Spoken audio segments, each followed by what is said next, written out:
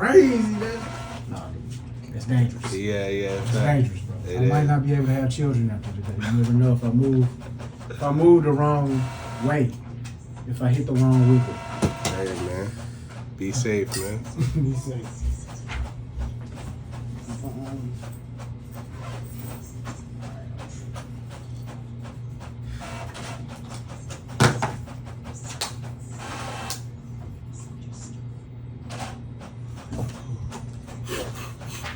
Bro, we need to hurry up and get a sponsor, bro. I'm dying to like just set some shit right here, just for the sponsorship angle. Okay. Nestle. That should go to Coffee mate. Oh yeah. That's a good company. I normally do the pumpkin spice, but it's not season. It's out of season right now. Yeah. I found a whole store that was carrying it for 5 months out of season, but they just stopped. So International brand. You know what I mean? So look, bro. Unexpectedly, hot clip. Right. Turn it down a little bit. The vibe is gone. Why parties don't feel fun anymore? Look, bro, it kind of went off. It's like a lot of people tapping in with that. Yeah, a lot of people resonate with that, with that thought, and it's not just in Atlanta, but nationwide. That's what they said in the comments, in the States. It's like I saw people saying Houston, the same thing's happening there, and these other places, right? So apparently, black people everywhere are going through this struggle. You know what I mean? Interesting, man. Is it time for a new movement, a new civil rights movement, where we get the parties back popping, or? I think some folks is trying, man. they trying. You know what I'm saying? If everybody's saying the same thing, then they're the people that are hearing this conversation, that are in the space, in hospitality. Get to work. This is a great opportunity to really listen to the feedback. You got to, bro. You have to. So get the parties back popping, promoters. That's for you. We did that Nicki Minaj. We're doing pretty well on YouTube right now. Happy to see we got a comment. And it says, why would the queen be jealous of anyone? My response was, precisely. Why would the queen be jealous, bro? You and Ashley and SZA, y'all got to get your minds right.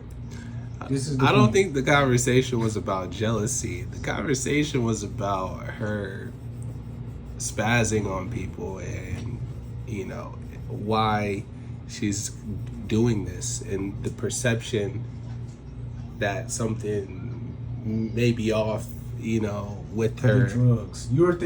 I'm thinking it's a sense of entitlement that she has definitely earned and achieved. You're thinking it's drugs. You're thinking it's something else. I don't want to say drugs. You thinking she's outside of her character. Yeah. I think she's fully within her character and within her rights as the queen of all of this shit. This is her. This is Nicki now, man. That's the new Nicki. But the hive, not the hive. The Barb's is gonna pop out every time her name is mentioned. Oh, I seen they popped out with that new high school challenge where they put the heels on. Oh yeah, and they're on a very tight space. Yeah, it's going crazy. Queen-like behavior to me. Shout out to Nicki. That was like 12 years ago. Nicki, we not snitching though, okay? We not hitting up the CIA and the FBI. We're not doing that. You're safe. You're in good hands. Look. Are there any more? Look, bro. The rest of these comments are related to the viral piece of content that came out over the past few days. So look, we got our homie Fly Ties. He heard about when I was talking about that Ye pulling the strings with Pusha and Travis. He said, I fuck with this tape. Yeah. Fly Ties, I fuck with you. How about that? You're a genius. Shout out my boy, man. My boy Low Key Tip said, when bro took his glasses off, I knew he was about to drop some gems. Hey, you may gotta turn that into a thing, into a moment. It's already a thing, bro. Okay. I do it. It's natural, bro. Okay. I saw the same thing with that Low Key Tip saw. The only difference is I'm the nigga who did it. And I realized at that moment, I'm really finna spit something. Yeah. Let's reenact it. This is the look. and then you remove the glasses. All right. So then we go over here. Oh, the other subject matter: Drake super fan versus Drake super hater. Mm-hmm. In that instance, you were the hater. I guess I'll be. That's fine. I was the fan. And look, the question was simply this: should he let it go? Our homeboy Dane tapped in. He said he lost the battle but won everything else. Fuck Drake. I wouldn't go that. See, that's a Drake hater. I'm not a hater to that. You gonna throw our boy under the bus immediately, bro? No, but I'm just saying, like, because I still, yeah, I'm thinking, I can still acknowledge that's hate. But me personally, I'll rock with Drake. Okay. And I'm waiting for him to drop some fire that reminds me of why I became a fan. That reminds me of another comment that I saw, but I didn't screenshot. It was something along the lines of, how are grown men saying the phrase "as a Drake fan"? I had to respond and say, brother, sister, whoever you are, I think many of Drake's fans are grown men. Get your hating ass out of my comments. As a grown man, where I don't understand. But he's like 40. He is. So of course his fans are gonna be grown men. Like shouldn't be teenage girls. Right. Just really. Okay. Truly. Then last but not least, somebody was like, "Birds Don't Sing" is definitely Ye produced. Again, this is in response to my theory that everything is produced by Ye. I think this podcast is produced by Ye. Just his influence, bro, over you and me both. Sure. Is what was able to bring this to be today. So guys, thank you for tapping in the comments. Thanks for checking in with the videos. Just let her do it. It's fine. She had the other thing. I like that, man. See, the responsible older sibling, younger sibling, going after it all. That's teamwork. Hey, man. She's a good big sister. All right, so, bro, obvious place. I don't want you to forget what we just witnessed right now. So, Drake dropped a new track last night. Yeah, he did. Had the world on pins and needles. Iceman Part 2. What's the record? You don't remember the chorus? Yes. Do your dance and maybe it'll come back. Like, Damn, get this vibe. Which one? Switch one. It's called Which One. Ah, okay. It's another title with a question in it. What did I miss? What did I miss? Crazy theory. Which one? So I really was thinking about this, and I was like, "Oh, okay, I see what you're doing." You know how when you like start a new season of a show or like come back to the next episode, like on the To Be Continued.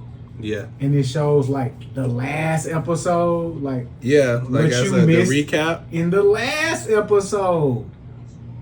Okay. So maybe Drake is following this television thing by starting up. What did I miss? He's telling us what happened in the last episode of whatever he's doing. I don't know what he's doing. I don't know, man, but yeah, So that's what did I miss?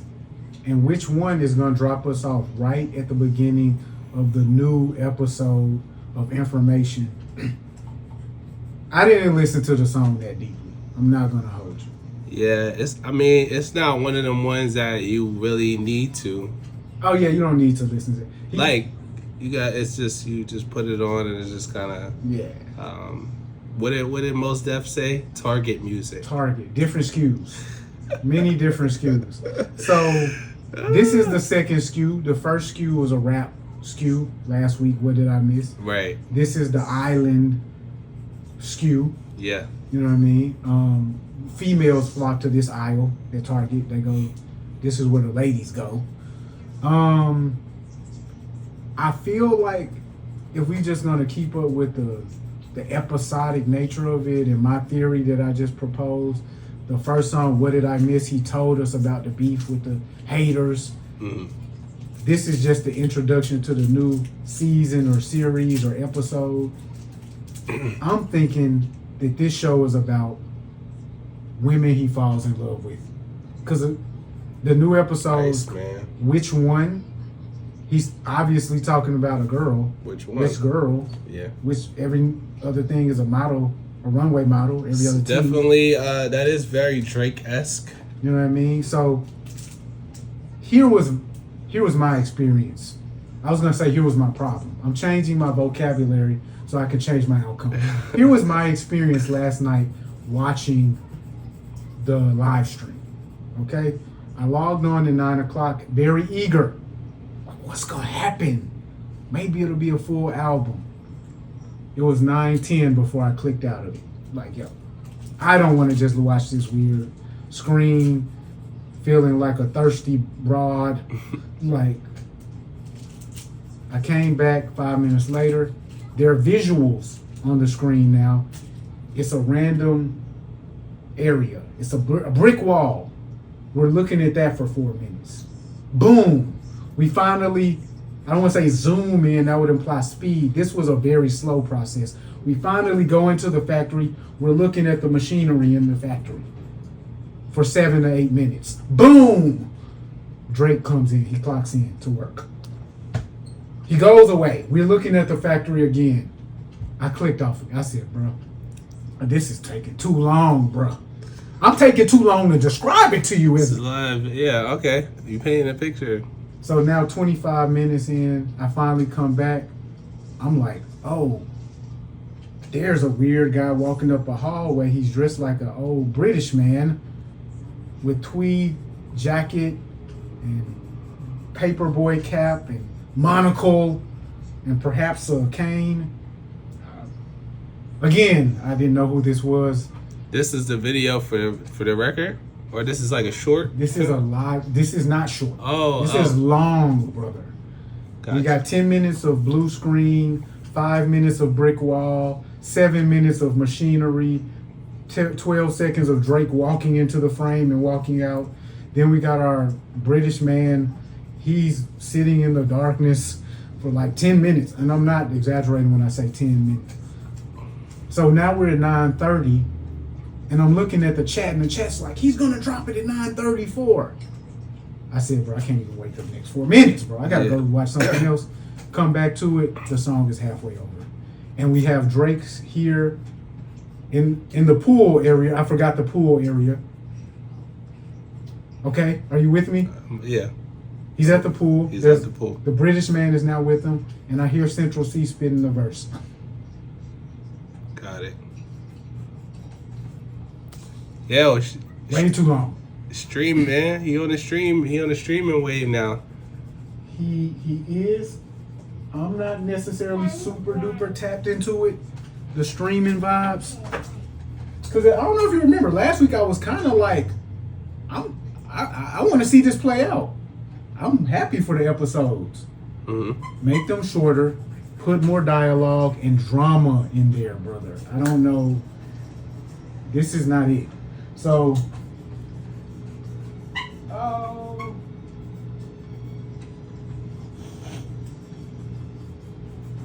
think this is a brief snippet.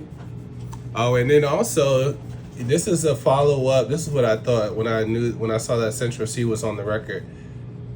This is coming off of Drake saying that the UK has the best rappers, most lyrical rappers, and now he doubles down with a record with a UK rapper. It's like, oh, he really picking a side, you know. No, or he's doubling. He's selling. He's doubling down on it. So that's why when you look at our, we put it out yesterday, our UK versus US rappers, it's a prominent picture of Drake with his arm around Central C. Because this was clearly the play from the start, bro. So. But yeah, Drake been tapped into the UK for a minute though. So, yeah. No.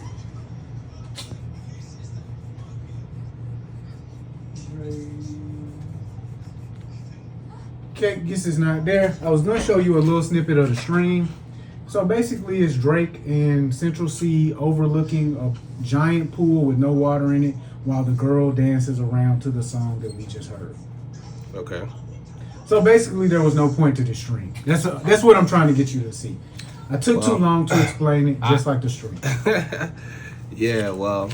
Before we move on from this whack-ass live stream, let me go ahead and break down some of the nuances of what we saw on screen. Some of the storyline, right? So whoever was watching this entirely too long live stream, right? We all noticed a very weird character peeking out the bushes at times. He's a little nigga wearing red with a yellow shirt and a long nose. It's like Pinocchio type figure, okay? I don't know who that was. All right, I did see the internet where they was like, yo, Kendrick was wearing an all red. Bro, we done. We're done with the Kendrick beef, so we're going to leave Kendrick's name out of this until totally necessary. But this little Pinocchio character was weird because he kept peeking out the darkness. You see what I'm saying? Like, he's like, pop out type of nigga. Sometimes you got to pop out. Another parallel. So we have the Pinocchio character popping out the darkness.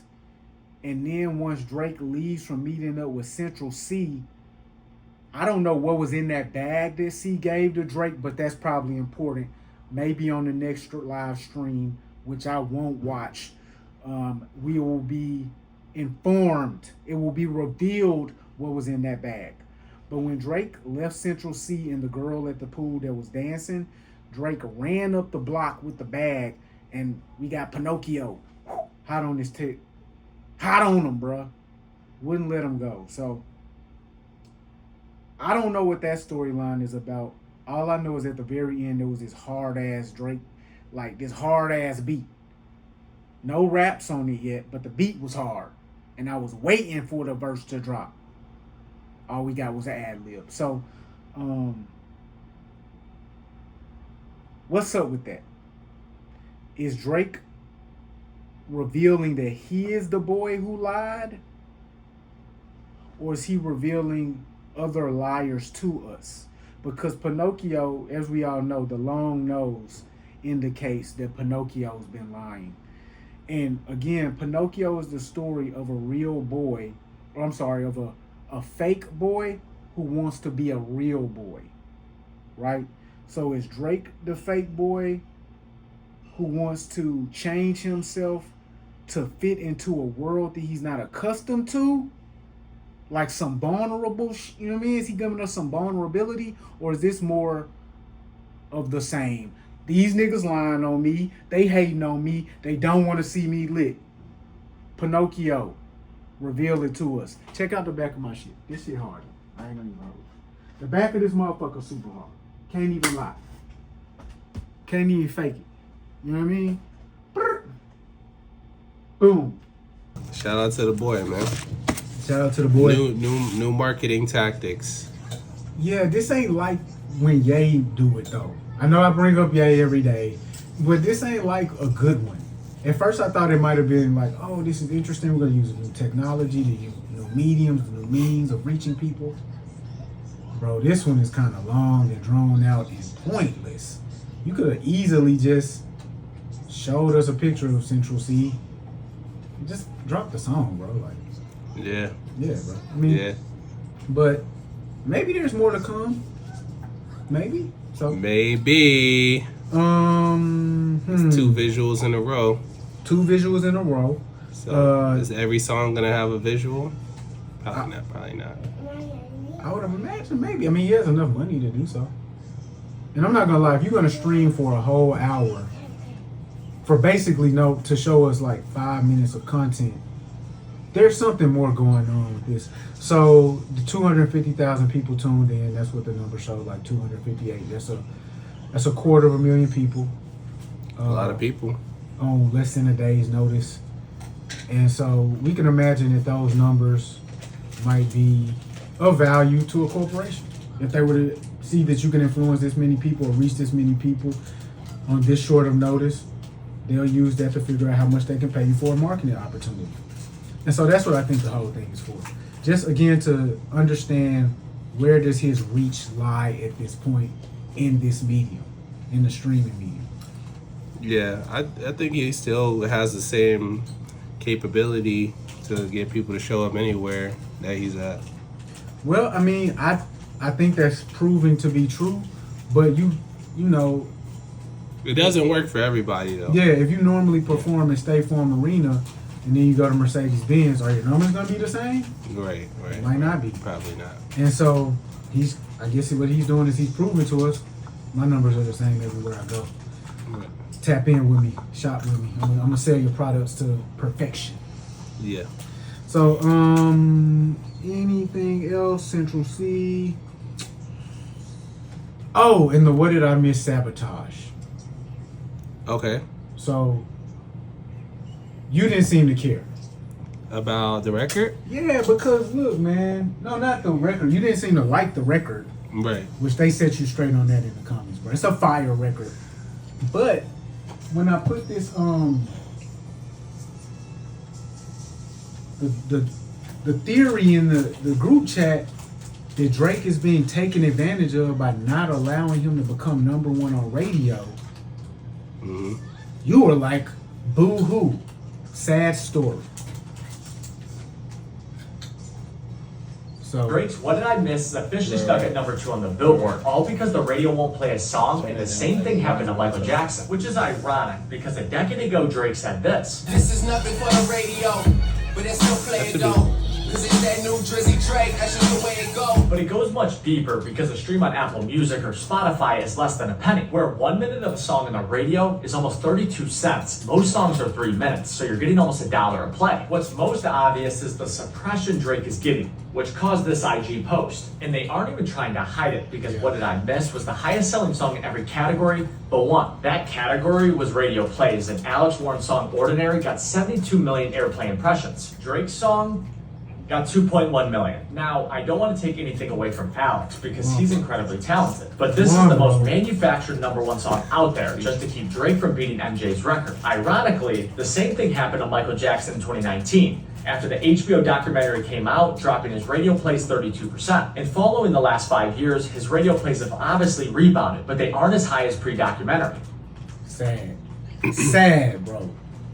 Taking advantage of Drake once again by giving a man 70 million more streams than him. Those spins? Can you eat, bro? Those radio That's spins egregious. or streams? That was radio. 70 million more spins on radio in 1 week, bro. I mean, they brought up the Michael Jackson thing, right? And this also happened with 50 Cent, So not in the same capacity. So when 50 was at odds with Interscope and Jimmy Iovine, they actually stopped pushing his projects and things to at the same level that they were prior to. So probably once he got to the third album where he was going against Kanye and it was a whole thing. Bro, Kanye won that fair and square, bro. Yeah. What are you talking about? Ye was just a better. Yeah, but it was also that was at the same time that Interscope was no longer. 50 was at odds with a lot of people at Interscope. So it just goes to show you that even if you're the biggest artist at a label, you're generating revenue. If for whatever reason you piss people off or you guys aren't seeing eye to eye, it'll start to show up in the numbers. And so, Drake's not immune to it. I mean, it's unfortunate, but it is what it is. And it's kind of like, it's hard to feel sorry for somebody who's been winning for so long. I mean, yeah, it's definitely hard to feel. I mean, I don't feel sorry for any of these guys. Like, period. Like, feel sorry for them? Like, yeah. I can see the point that they're making if they point it out to me, but yeah. Feel bad or sorry or suspicious. He filed the lawsuit. It's like, what do you think is gonna happen? Like that would be weird if they just kept pushing him and promoting him at the same level as before. Especially if their claim is that he's not able to sell records at that same pace or amount. Leverage. Maybe we should show you the reasons why you were able to push so many records at that pace and that amount. Like, people don't seem to understand, like, the large number of moving parts that affect their position in life. Like, everything we do is dependent upon some other thing. Like, let's say I have a tremendous month of selling clothes or something like that. Well, for me in my position, part of that, it means nobody came to remove me from my spot. Like, they let me rock. Mm-hmm. Whereas they might not have let me rock the month before, or they might not let me rock next month. This month they let me rock. And if they don't, I could like speak to the greatness of my product all day. But I need these other elements for people to actually shop with me. Right. And that's everything. Like, that's Yeah. you. If your boss doesn't put you in a position to win, you gonna lose, nigga. If you go to the wrong team in the NBA, if Gilbert Arenas doesn't go, who do you go to? The Wizards? So, well, I think he was at Golden State before he got to the Wizards, but yeah. Okay, if he never gets traded to the Wizards from Golden State, then he's more. What's the dude that was there before Steph? Monte Ellis. Monte Ellis. He's more Monte Ellis than Gilbert Arenas. So it's like, again, I mean, LeBron is LeBron wherever you put him. Like, you know what I mean? But if Kobe don't go to the Lakers, he's not Kobe, bro. If he's not drafted to the Lakers, he might be T-Mac, for real. This is real shit. So it's like... Yes, all these other things play a factor in your success, you know, no matter who you are. You know what I mean? And so while you can pull in 250,000 members, that's phenomenal, bro. Apparently you still need that assistance at radio. You still need that assistance at the streaming market. That goes back to our conversation last week about radio. You know, when we were talking about whether would you rather have a streaming hit, a TikTok hit, or a radio hit. Yeah. Radio is really, you know, when we look at these Billboard metrics, what goes into a record being number one on the charts, they just said it. You know, the radio spins, it's in that formula, and it's more heavily weighted than streams. And so for that matter, in that case, I can actually see some merit to what Drizzy's saying. I can see some merit to what Drake is saying because he very clearly has a level of influence on his own. And the rest of it is given to him by his superiors, but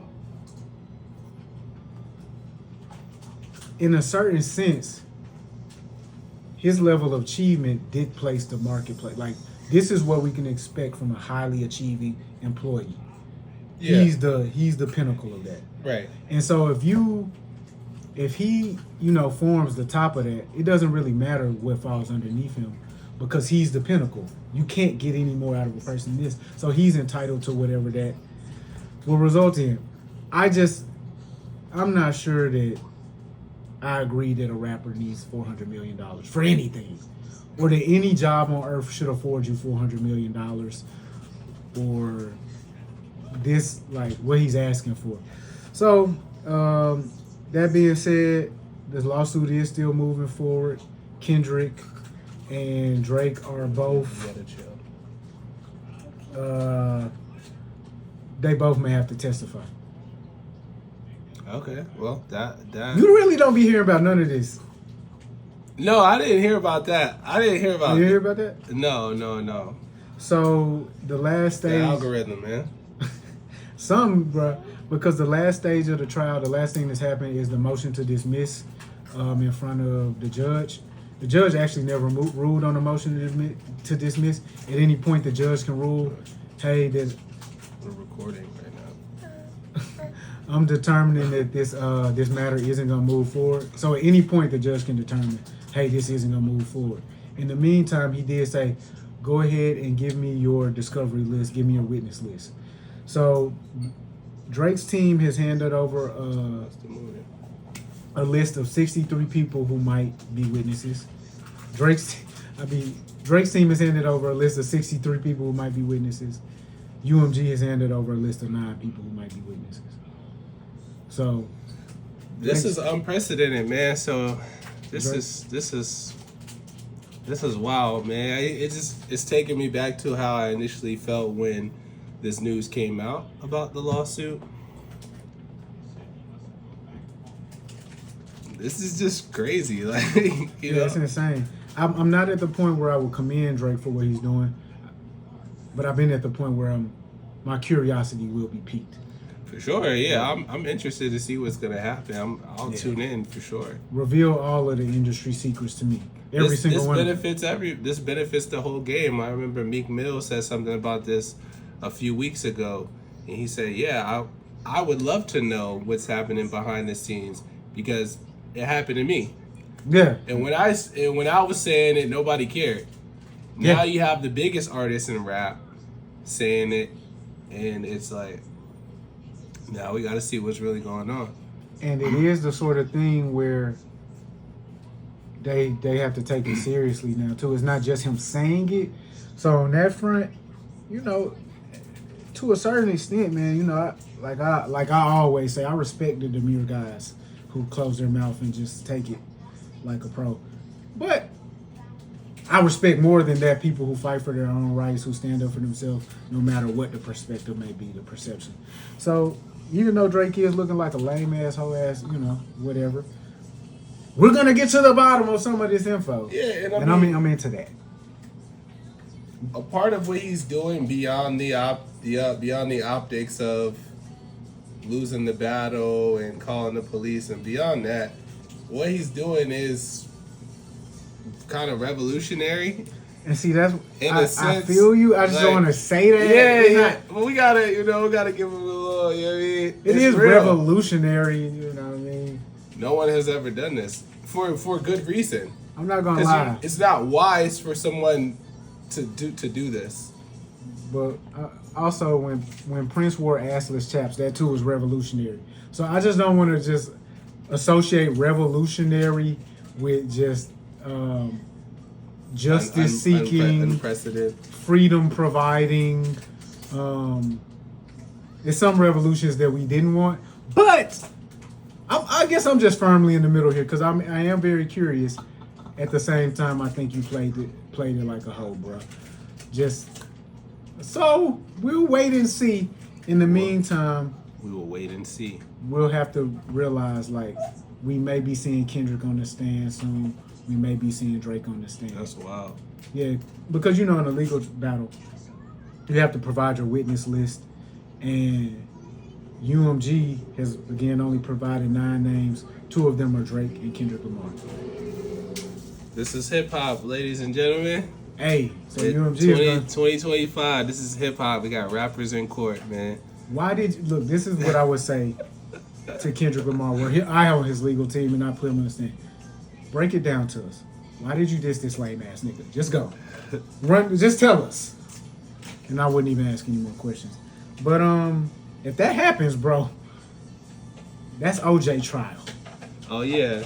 That's Diddy trial. Oh, you good, bro? That's Diddy trial. That's must see TV. For sure. Kendrick and Drake taking the stand. Oh. Yeah. So, boom.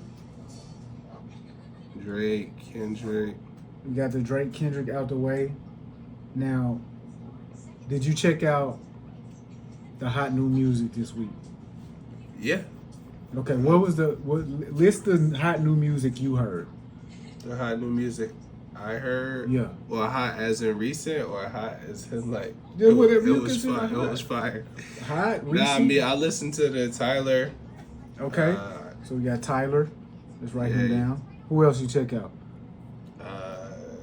You sent me the Gelo, so I tapped into that. Gelo. I didn't get through the whole thing. I won't lie, but that's pretty much it.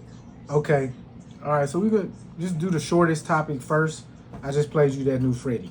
Are you a Freddie Gibbs fan? I like Freddie Gibbs. I like him a lot. He's a dope MC. He's lyrical, soulful. He puts together projects well. Yeah, intentional. Freddie is. I just hate. Yeah, I like Freddie Gibbs. What do you just hate though? I hate the things that have happened to him over the last 3 to 4 years that have kind of like the whole Benny the Butcher thing, and Oh yeah, he had a little back and forth with Benny. he got ran down on actually By who? By who? by like 30 guys. Like, Damn. yo, it was bad. It was bad. I thought you was talking about that situation where he got locked up overseas, like in Australia for like 6 months or something like that. Oh, You didn't see that? no. Yeah, he couldn't get extradited. He was down super bad, bro. That's probably why we haven't heard from him in a while. No. This That was was- like 4 or 5 years. Oh, and then he was going through a situation with his child's mother with Benny, publicly. and right. she popped up with Benny to like. But then she revealed some things that he likes to do in the bedroom. It was just a whole. Bro, It was. so let's go ahead and get to the T app, bro, because I'm not gonna lie, bro. Let's get into the T app. We can't trust these chicks, man. Nah. Why was she? She's an adult entertainer. So, You know you can't trust her. but I mean, if she says, "Oh, Her morals are he gone. like doing this," then most likely. What did she say though, bro? It was something about. And there's no judgment, but I'm just saying, like, it just it doesn't work. It doesn't align with the his street brand. rapper brand, right? This is what I will tell you. Some of these street niggas really is freaky as hell. So don't And let that get it there's twisted. nothing wrong with that. Not that I know firsthand. I heard. You see what I'm saying? I heard. So- So yeah, I do like Freddie. Who else dropped? That boy Freddie dropped. Alchemist dropped because he dropped with Freddie. Okay, So that's always clear. You fuck with Alchemist? as a producer. Yeah. For sure. Yo, Alchemist is one of them ones, bro. Yeah. When we talk about rap purists, there's no higher pinnacle. Maybe the Clips, but Freddie and Alchemist, That boy Al. that's like the pinnacle of rap pure. Like whenever Alchemist, actually, let's go ahead and double back in him because Alchemist did that record with 2 Chainz and Larry June this year as well. Yeah. So right now he's like 2 for 2, cause that Freddie, that Alfredo, was that 3? With the pasta thing on the cover. Yeah. Beautiful color of purple. The cover is dope. I like the color. Yeah, that project was hard. Yeah. And so shout out to Alchemist. Shout out to Freddie. We just heard that Lavish Habits, where he dissed Academics Yeah. and Gunna. Yet again. Gunna, you gotta double back to defend yourself. I don't think so. Why not, bro? Why doesn't Gunna have to defend himself? At this point, it's like he done heard it, this whole rap thing so many times. It's like, what can you say? What can he say at this point? Nah, don't do that, kids. Stop ratting. I'm not a rat bastard. Nobody should He rat. didn't already. Well, If you involve yourself with criminal organizations, you need to hold it down like a champion, brother. That's probably what he should say. I'm gonna up right now, man. He not worried about that. Because he ratted. So He did. if you rat, kids, you'll be up. That's the unfortunate that we never even talked about that. That's the unfortunate perception. With Thug when tweeted. he was like academics. Yeah, he said, yeah, you're the only rapper that cares about snitching. And so, do you agree with Thug? Like, Do I? as soon as you start ratting, you might as well just do gospel. Because that's what Thug was like. Yo, hit the church, son. The pastor's ready for you, brother. That's extreme. That's extreme. It's not like we denounce you, but we have a place for niggas like you. It's called. If you're scared, go to church. It's called the pew, nigga. I would say no. You because my whole thing when Gunna did what he did, I was like, okay, I just don't want to hear you rap about streets shit anymore. What else can a nigga rap about now, bro? No, 90% of his music is just getting fly, getting money, girls, lifestyle rap. It's not really. It never gave me super like I'm in the trap. So that bar where he was like, I never would tell on the gang, I never would tell on the guys. So right, so that's not that type of stuff. You can't say that anymore. You can't, you know what I mean? But all the other cool stuff, like I'm him and all that. You can't like, say that, no. You can't be him if you used to not rap, but now you do rap. You can't, because him is based off of your character as a man. If you take your whole character as a man, you're not him. You're him. Alright. You're the other guy. But yeah, so rappers that snitch, yeah, you can't rap about like the street stuff anymore, but you can still rap. I'm telling you. You just gotta be the cool guy. Let's tell. It should be the show and tell.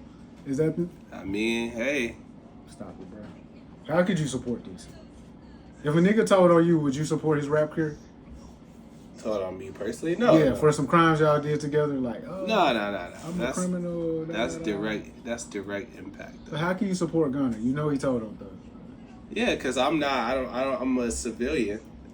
I don't live by street principles. Because what we could have brought up in that Drake segment with last week was how Gunna got his tattoo covered up because he know he not a real guy. Oh yeah, the tattoo.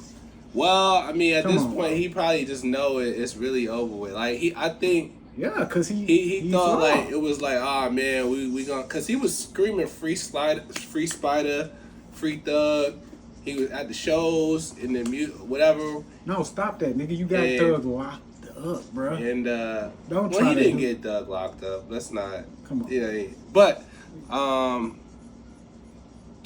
yeah. So that's so if me and you get locked up today, and the police be like, with me and you, admit it's There's a podcast. clearly a playbook the industry.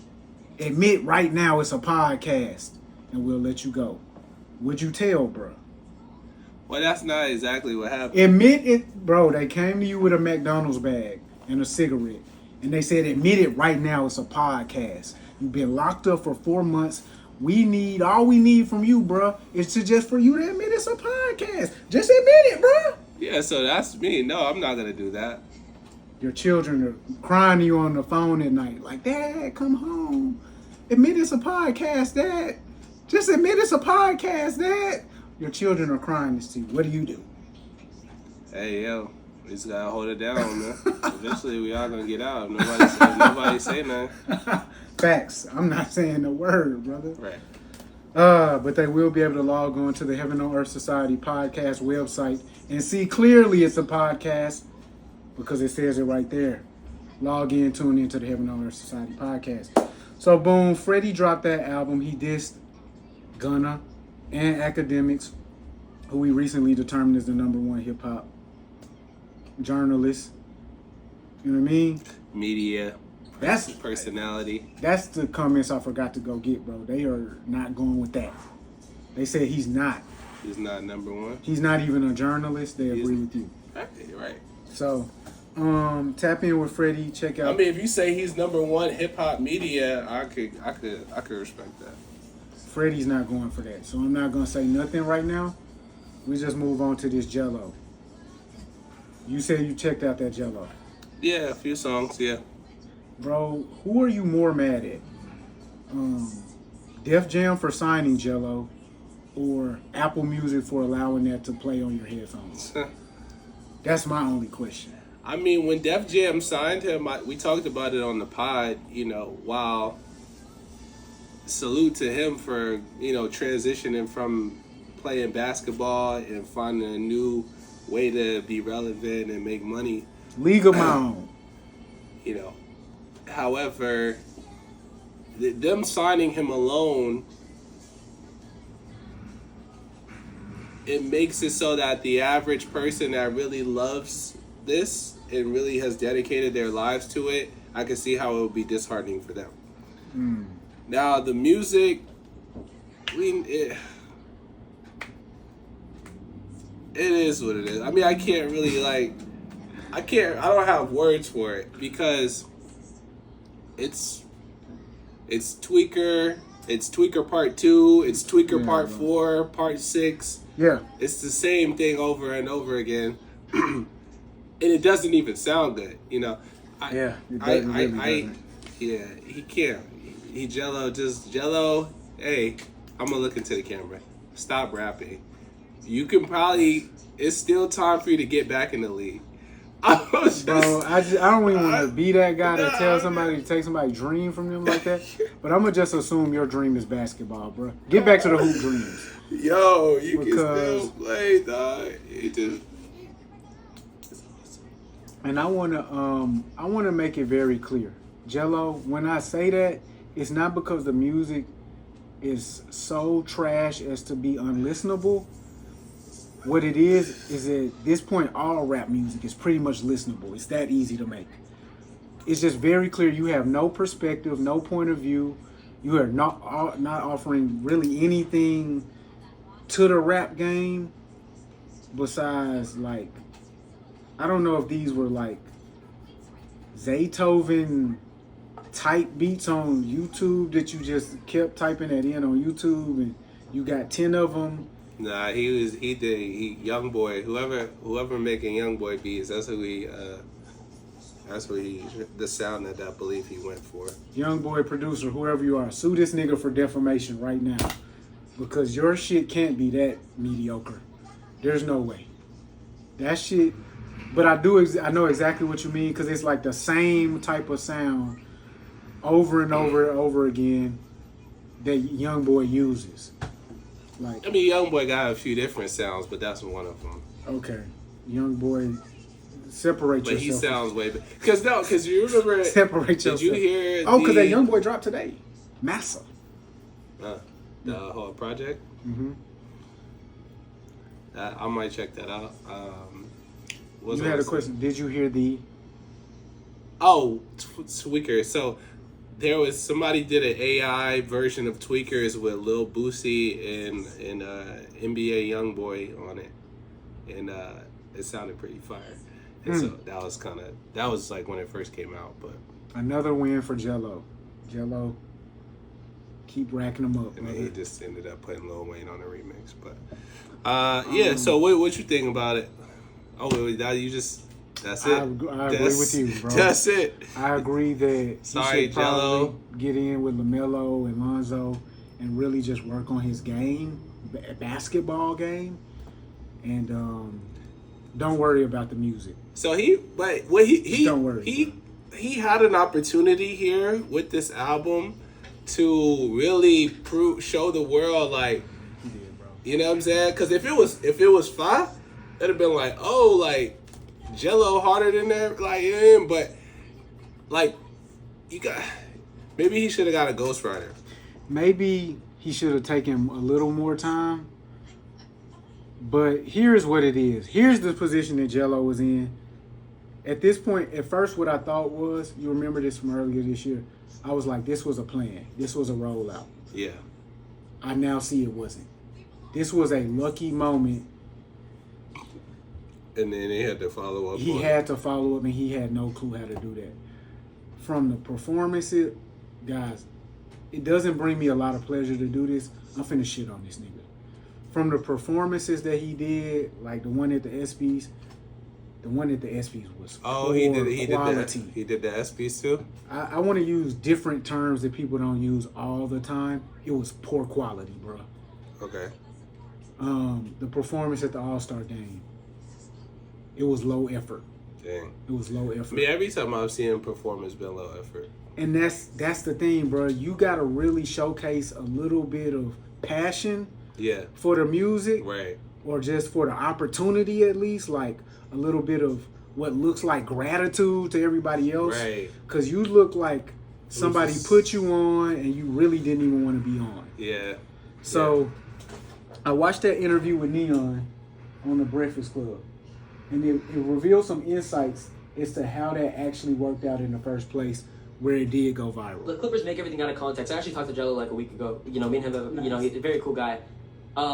It's just like, he came on stream for like 30 minutes the next time we met, and then everyone, you know, took it out of context as if it's like he's trying to like have an ego or be weird or anything. But in reality, like that's what the stream was supposed to be. It was supposed to be like a quick thing, quick reunion, and that's it. But yeah, I fuck with Gelo heavy. Talk about the Clippers, because when you say the Clippers, you're not talking about the team. You're talking about like, clip up content. Yeah, so those are the people there's that, a lot of money there. Oh yeah, for sure. Yeah, so those are the people that actually made the song what it is today. I paid out, like, just for that song itself, I paid out $100K. Just to make that song poppin', and it was like one of my biggest clippers. His name's King.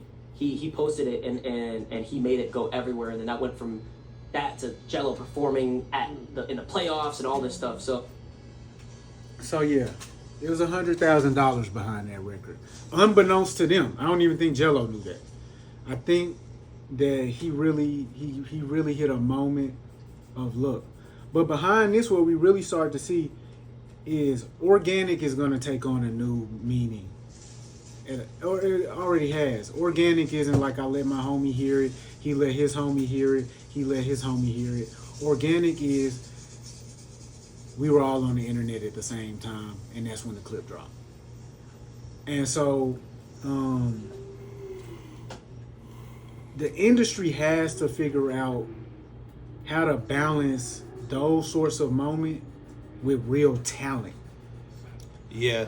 Because yeah, it's not even Gelo's fault really that we're shitting on him today, because he shouldn't have had the opportunity for us to hear this much music.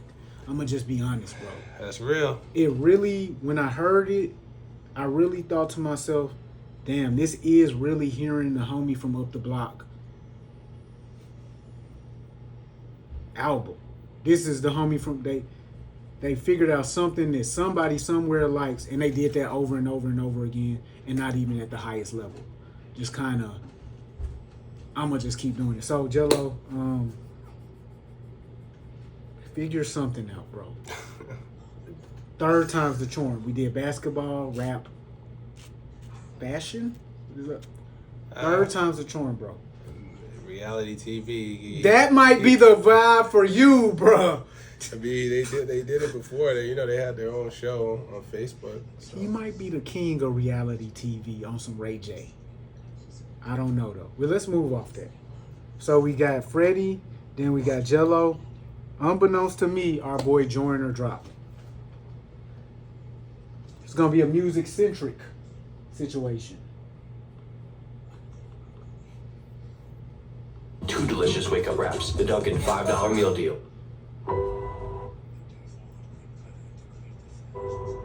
Are you pregnant?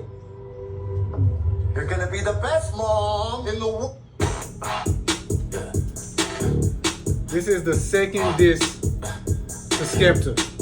I don't think Skepta dropped the second disc though. Fucked up now, nigga. He said he wasn't gonna respond in the first one. Teach you how to terminate niggas on sight, little bitch. You would never be a G level. I don't care where you from or where you grew up. You would still get slapped with a tea kettle. You ain't smoking on shit. You ain't never been lit. I turn big smoke to a weed pebble. Stop talking about hits and that platinum shit, little hoe. You barely win sheet metal. Let's talk about how you got ran for your chain. It was curled on the floor like a leaf pedal. Let's talk about how you never grew up that hard and your mama always pushed you to be better. Let's talk about how your career fell off and the shit went straight through the meat shredder. I'm mad that I ever heard your music at all. If I didn't, I'd probably even sleep better. Hey, fuck this nigga, I'ma spray with it. Put a Glock 19 to his face with it. Always knew you was a bitch, you was raised with it. Now I know why your daddy okay with it. I should take your flag and burn that shit, give it back, then put you in a grave with it. How you gonna steal ASAP Rocky swag and fuck it all up and go gay with it? You started it, I ain't ducking no smoke, want all of it. Wanna steal my culture and talk your shit cause you mad that you can't be a part of it. You don't get no play, we ain't bumping it. Flex ain't never dropping no dominant. You got the worst songs that I ever heard in my life. I don't even wanna hear niggas humming it. Oh, you bringing up Tory, I'm loving it. They forgot my lady went done with it. Me and Tory ain't never had smoke, that was really my nigga. We were just having fun with it. From the black Eminem, that's a compliment. I'ma wear that badge, I'ma honor it. That nigga sold like 220 million records, and I bet you'd have bought a whole lot of them. Niggas mad at me cause it bothered them. Guess mama never told him she was proud of him. Even niggas like Gibbs really hate your shit. He a real OG, there's a lot of them. You big ride niggas ain't fine with it. You got a little cosign and you proud of it. And you'll do anything just to get a little over your chain, even swallow it. I hope Big Smoke is ready to cheat with him. Better call the pole and bring the police with him. Bring enough heat to cook up a beef with him. Wet a nigga up and bringing the beats with him. Bullet get stuck, you feeling the deep in him. Pussy ass nigga from making a geese with him. A wagyu steak, I cut up a piece with him. Floss on a nigga from picking my teeth with him. Cough on a nigga from making disease hit him. Walk on a nigga from taking no leash with him. Lock a nigga out, I'm leaving his teeth with him. Lock a nigga down and bury the keys with him. Snake ass niggas that really don't need venom. I'm skinning them alive and making a feast with him. Nigga need help, we bringing the streets with him. Give a nigga hell, I'm bringing a priest with him. I'ma send him a hell and up to the devil. wanna tell them, man, I'm a demon who broke a piece of that happened and fell a bitch. I'm a predicate felon, I put a shell in your melon and everything I ever set up on a record. I'm in it, about we talk about how many fucking records you selling. Cause even back up in your country, they don't check up, but listen, you only sold a couple thousand and I'm betting a 7. They only sell it at the counter at the 7-Eleven. And when I finish with you, I bet they would never forget it. There ain't a single motherfucker who can seven this weapon. I hate your accent and everything you said in the record. I need subtitles to get it, I'm checking the spelling. I promise you that Drizzy only one I ever would mention you being a legend. Nobody will agree when he said it. I promise you it's gonna hunt you when you sleep in your bed. And I promise you that when it's over, I'ma leave an impression. And yeah, I hope you know the pressure's on when I drop this shit. Cause you really on the clock, boy. I'ma write a perspective song from a UK nigga who think he a top boy. Since you wanna talk about influence, let's talk about the female clothes you rock, boy. I seen you in an interview dressed like a bitch. I guess you really a top boy. I catch him outside of the Perkins store, the Victoria's Secret shop, boy. Take all your shit, then give it to my bitch. She'll love that drip you got, boy. Put the UK, US shit to the side. This is me against you, little pop, boy. Clean up on house 6, I don't wet this bitch. Somebody come bring me a mop, boy. How to turn Joseph to a crime scene. Why the fucking nigga thinking he can try me? How you do your nigga wildly dirty, then turn your back on a UK crime scene? You a snake ass hoe, you slime me. You irrelevant bitch, you behind me. I don't even understand how you still got fans. I ain't heard your name since the 90s. I'm a hybrid nigga with a high beam. Turn a UK nigga to a line beam. Just around 2KO, you ain't getting up. Better call the ER to revive him. After this, I bet you wanna fight me. That's the reason why niggas don't like me. Thought you was that nigga when you talk your shit. Now you sitting back wondering why me. Wouldn't have even played that for you, bro, if it wasn't so hard. Yeah. So at first, like, when I was listening to it, you know, it was cool just because of the simple fact that Joyner can rap. Yeah. And it was a very simple beat, you know, okay, cool. And I was like, he probably didn't need to do another one. Right, this was like while on this. Then, when he switched to the UK flow, that's when it was like, oh, wow, okay. That's when he got me, you know, and he had bars in there too for sure. But that's when it was like, okay, now I'm listening. Yeah. And he didn't stop. Like, he did not stop. He did, you know, it's like, yeah. I mean, it's, you know, for the sport, for the love, the hip hop, you know, I like it.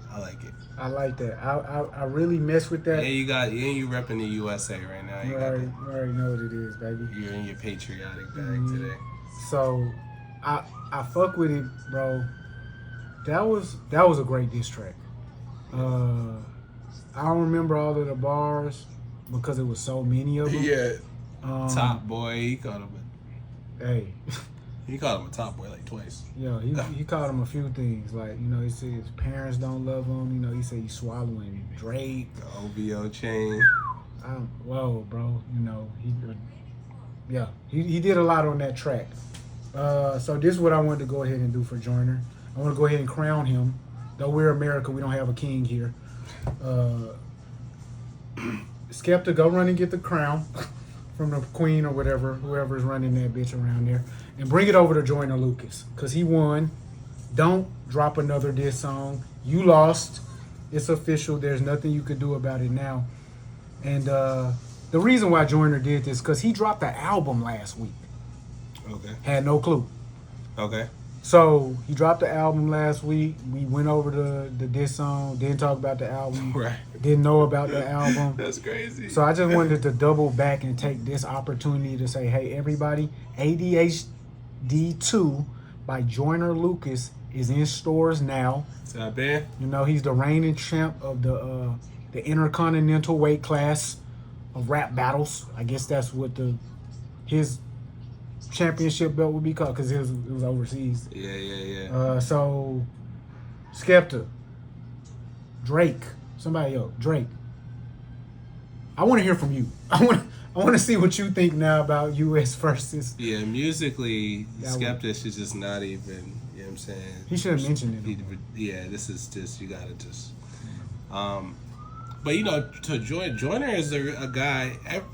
Every battle that he's been in, he was successful, from my understanding. So, he battled Don Q. Okay. From High Bridge, the label, A Boogie's co-star. Okay. He got him up out of there. He battled Tory Lanez. Okay. That was just purely for sport. Yeah, Well, all of it was for sport. Yeah. That was close. I don't even remember. Joyner got busy. I remember him rapping over Liddy. He said, yeah, he did the Liddy freestyle. He get busy. Like, anytime somebody try to say, oh, Joyner, like, he getting active. Okay. So, he's done this before. He comes from that cloth of, like they said, the Eminems are really taking this serious, like, lyrical, just technician. Yeah. You know what I'm saying? Yeah, you know, he comes from that school of people who, you know, honor the old school, but they, in the new school, they understand how to do the flow, the new school flows. Right. But still keep the integrity of the poetry and the bars and the rhymes. Yeah. He's an artist I wish was bigger, actually, because he's really talented, but I just feel like it's...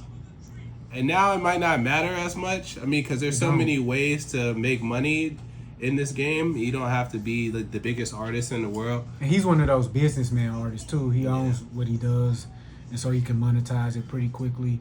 The company Tully, if y'all watch any of the content, you see that at the end of everything that he's doing. It's some sort of music management app. I'm not really familiar with it, but from my understanding, him and his management, they do very well with that, and also the touring that they do. So shout out to Joyner. I'm a big fan of your skills. I'm not a huge fan of the music, I won't lie to you. Skepta, same thing goes. Kind of a big fan of the music with Skepta. He has some dope songs and stuff like that. Skepta, are you gay? Because I'm not gonna lie. You gotta chill. Because he pointed that out a couple of times. He was like, you know, you stole ASAP Rocky swag, but you gotta go gay with it. And I'm not gonna lie, if you're going gay with ASAP Rocky swag, you're doing some super gay type things, because ASAP Rocky, he's on the cusp of manhood there. So yeah, I don't know, man. Oh, quick thing. So did you hear the new Rocky song, Pray for the Gang? I did not. It came out a few weeks ago, and it's Apple Music exclusive. I heard that it dropped, but I didn't hear it. I think it dropped the same day as What Did I Miss, if I'm not mistaken. So Apple Music exclusive did basically no numbers to the point where they took it down. Yeah, I heard about that. Rocky, yo rollout, bro. You and Cardi B, y'all on the same type of rollout time. It's like, let's put out a few tracks here and there to see what works, and over time you realize the last one worked better than the one you just put out, so you should have put the record out then. That's what's gonna keep happening, bro. Put the record out.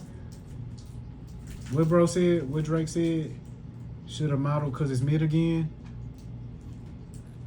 I mean, you know, like Rocky, I believe in his heart loves making music. I believe he's a true artist. And should put music out. True artist. I also believe that at the same time, a part of me feels that he's putting out music because he has to be seen as a rapper still. I don't know if that's what it is. I think he's putting out music because the type of music he's putting out is the type of music you only put out if you love it.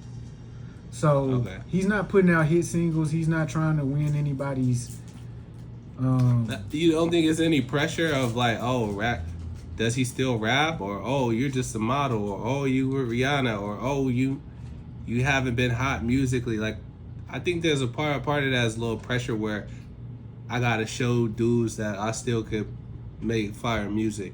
I think so. I think that's just the natural pressure of being a man or just loving what you do. But I'm gonna be honest. I feel like if he was under pressure, under that sort of pressure at least, he would be trying to do things that are more mainstream, more palatable. And so I think he's just putting music out. I don't think he has a plan, bro. That's what it doesn't seem like he has. I think he doesn't have a plan, and I'm not disrespecting that. You know, if you're a pure musician, you might not have a plan for the music. You just might want to put it out. So I don't want to hate on it from that aspect, but I do want the music to come out, and I don't want to keep thinking, are you afraid? Like, let's put out this project and then move on to the next one, bro. Like, yeah. Your best friend Tyler just spoke on that in his album release process. So I guess that's a good transition into Tyler. Yeah. He released again. What's the name of this album? Don't Tap the Glass. He did it again on a Monday. This time, super out of the blue, maybe 4 or 5 days notice. Told everybody, don't expect a concept. This isn't that. This is something more free and artistic. So, where are you at? Did you listen to the album? Yeah, I listened to the album. First reaction. First reaction was Neptune's inspired. And then from there, obviously you got Pharrell on the intro, but then if you just Thanks. listen to throughout the project, you can hear Neptune's inspiration in the production. West Coast, you know, definitely West Coasty, but then also experimental. So that was my takeaways, you know, very much. I thought I was listening to Michael Jackson at some point. What in the hell song did you play, bro? Yeah, like off the wall. I think like. Nah, you got to tell me what song. It Yo, must be that ring, ring, ring. It possibly. It had to be that joint because that one was very 80s coded. Yeah. Very. We gonna go with that. We gonna very Starship. What's Atlantic Starship? Yeah, Galactic. Like, yeah. There's a group called like Atlantic Starship or something that from the 80s. And that song specifically put me in that 1983, 1984 like skating like a rink PYT or something like Yes. So I see what you're saying with that. Yeah. One, you know, and there were some records that I feel like could have been on Chromacopia. And you know, but overall it was just just a quick, like he said, no concept, but just vibes. Very, you know, again, you know, catered to making people dance. It was kind of minimalistic in terms of the writing. No storytelling. Like, you know, it was totally different from the last project, right? But it was, you know, it was cool.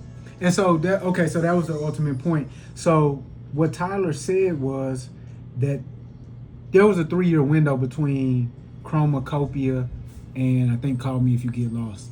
And what he said was he was in a place where he was basically trying to understand the new environment he's in, socially, his new status in life, and shit like that. And so he became very protective over the music, and he didn't want to drop the wrong thing at the wrong time. And so that's why we get that 3-year window. This album is less than 12 months between Chromacopia and Don't Tap the Glass. Mm-hmm. And so what he was basically saying is I found that comfort. I pushed the shit out with Chromacopia, and now you're gonna see how frequently I create.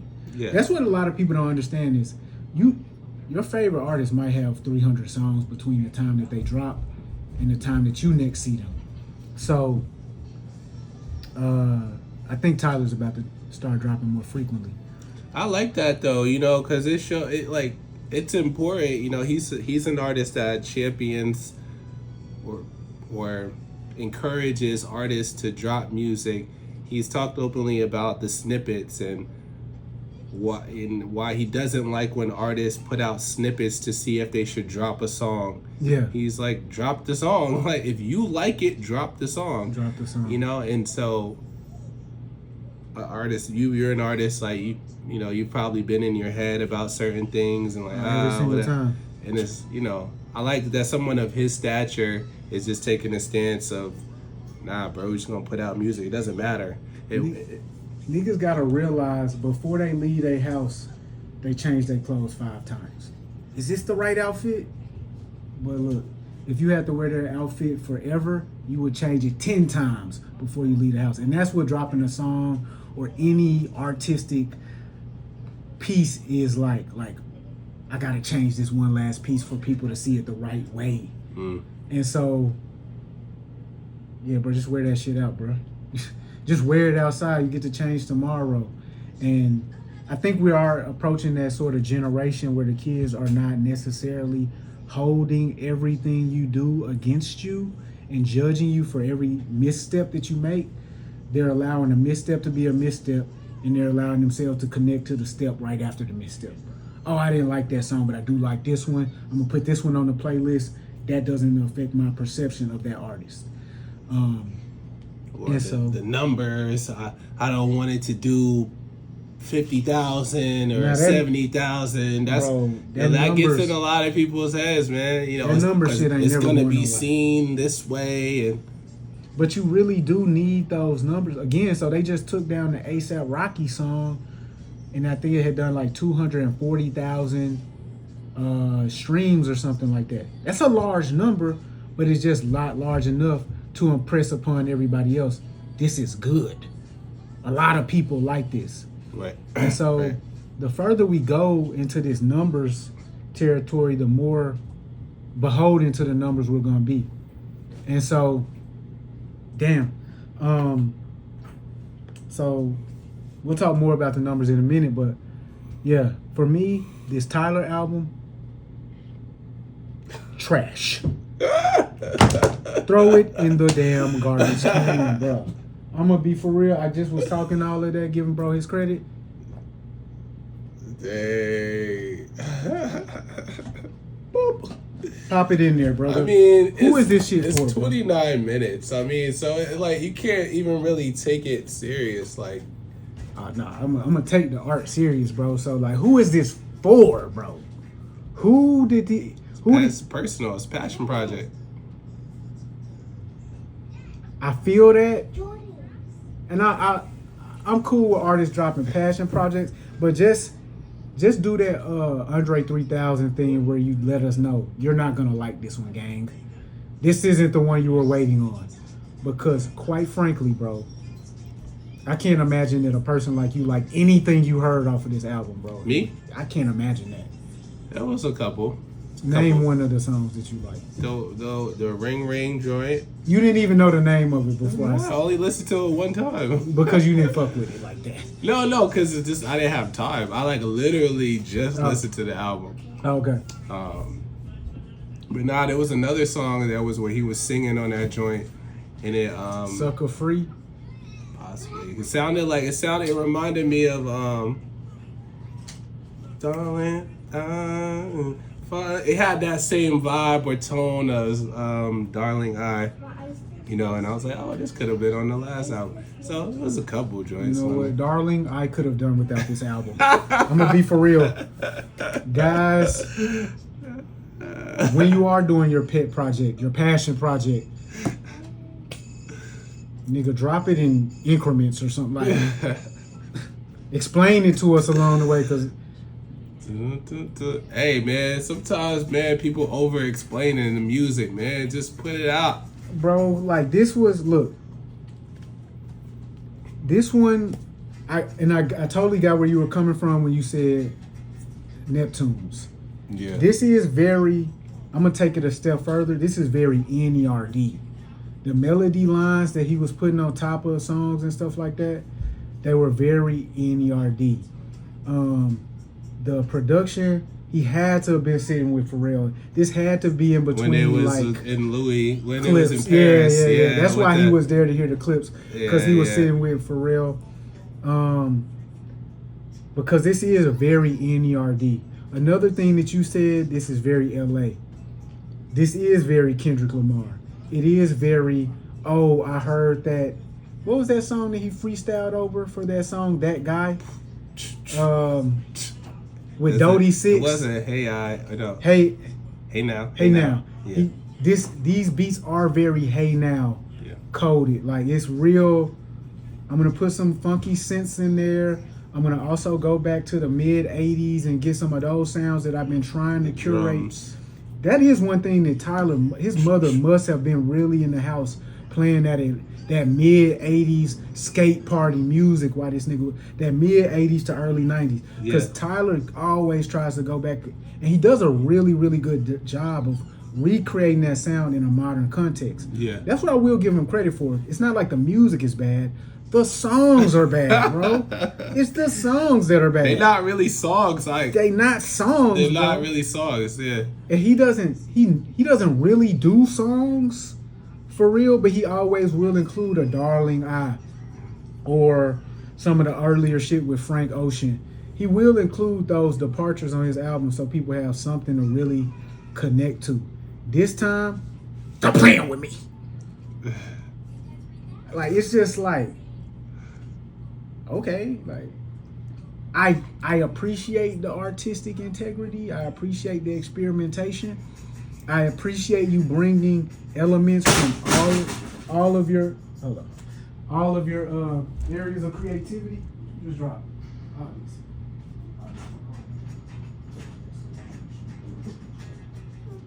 Now sit down and don't get up anymore. Because you've been running around for 10 minutes. And I let you do it. But now sit down and don't get back up. Got it? All right. Okay, and so we're mixing NERD, we're mixing Kendrick, those sounds from GNX, and yeah, this is literally my name is infusion of Tyler Akunma's favorite song from he was 12 years old. That's literally, he literally traveled back to 10 years old Tyler, 11-year-old Tyler. Father, where are you? Wait, this Pharrell is lit though. Like, he gave us his childhood in this album, which is the reason why I'm not mad at it, because that's difficult to do. And then to have the courage to do it, that takes a whole nother skill set. To have the business acumen to get them to let you do it. Right. Coming off of the last one, which was very critically acclaimed. Okay, so let's just read quickly. I asked some friends why they don't dance in public, and some said because of the fear of being filmed. I thought, damn, a natural form of expression and a certain connection they have with music is now a ghost. It made me wonder how much of our human spirit got killed because of the fear of being a meme, all for having a good time. I just got back from a listening party for this album, and man, blah, blah, blah. It was the best ever. It reminded me of when Club Crucial was lit. So he just had the same conversation that we've been having. Mansion Elon. Bro, we are taking the fun out of shit by the fear. Consuming ourselves with the fear of the perception. Right. Man, I bet when they see me holding this bottle of Ace of Spades, they're going to perceive me as the hardest nigga here. You know, it's funny you said that because Drewski just put out a skit. His fat ass. I knew you were going to say that. He just put out a skit, and it was like the guy that comes to the club just to dance. So it's like, he's like the guy in the club that's like dancing all night. You know, we all know that one. He was dancing all night. And so it was like, people were in the comments like, well, he's going to the club for what you're supposed to go to the club for. Like, and see, that's when it gets hard for a person like me. And then there's somebody recording and then bro been dancing all night. Sweating. Like, people like, they're making fun of you now. Like, you know. When I was at your wedding, bro, it was one nigga on the dance floor, bro. Until I left, though.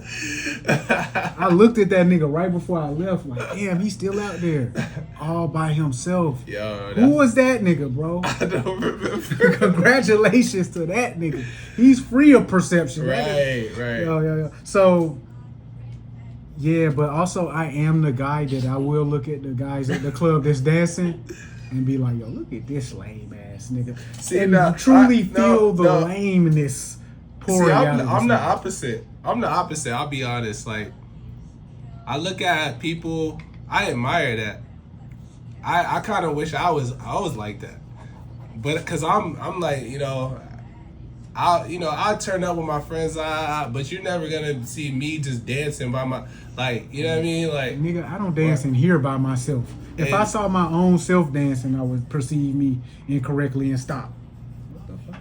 Then it's like always like, oh, you don't want to look like you're doing too much. So I like the people that don't think about that, because I think about that. You know who I like? I like people who can dance and are good at it, and so they don't gotta worry about it. Niggas like me, right? I gotta worry. I gotta put in that extra concern because I don't look good while I'm dancing. The same here. And so it's like some people, like, if you really good at that, you shouldn't be running around nervous. Like, right. And honestly, bro, I don't think them niggas. This is actually a weird conversation, now that I think about it, because there's more dancing occurring now than ever in the recording. Oh, human like history. you mean with the line dances and the TikToks and all that? Line dances, TikToks. Young niggas like to dance, bro. That's true. It is. It has kind of come back. Super hard. Like, tough, hard. Yeah. Tough, hard niggas be dancing, like, with the stick, like, on them type. So, I don't know. Yeah, I'm confused now. Comment below. Do you dance? Just write it down below. Yeah. Let us know. Do you think this was a dance album? Dance album. I think that's what he made it for. That I don't know It didn't make me want to dance. But I think that was, obviously that's listening to it. I could see he was trying to bring it back to that. I couldn't hear it.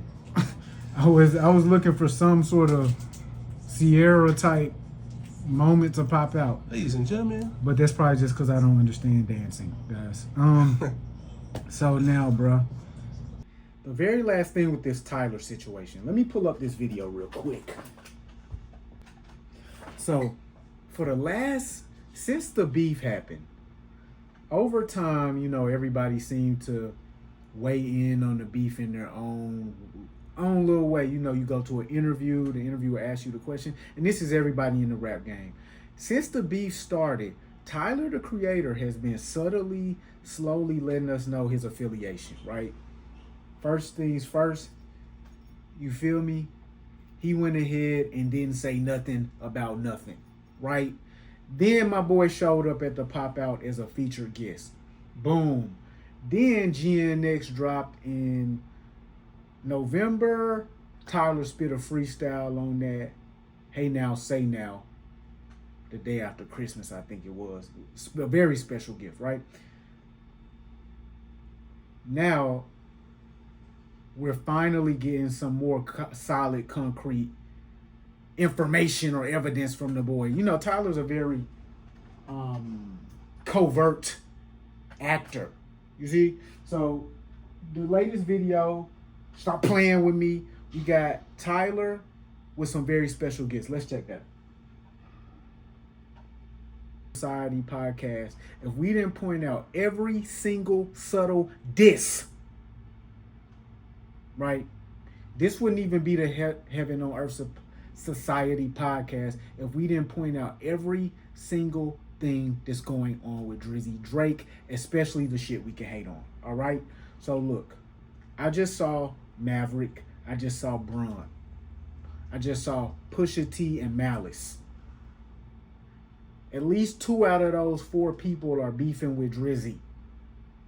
Actively. They're seeming to be in the video for absolutely no reason as well.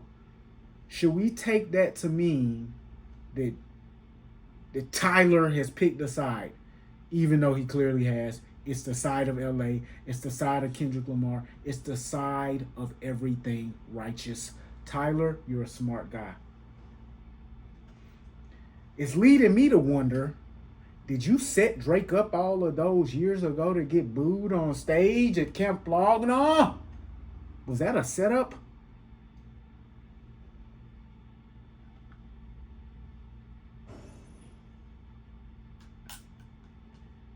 Case closed. Stop playing with me! One album in the world, like, oh, what you mean? I believe that marriage is the union between a man and a woman. Now, for me as a Christian,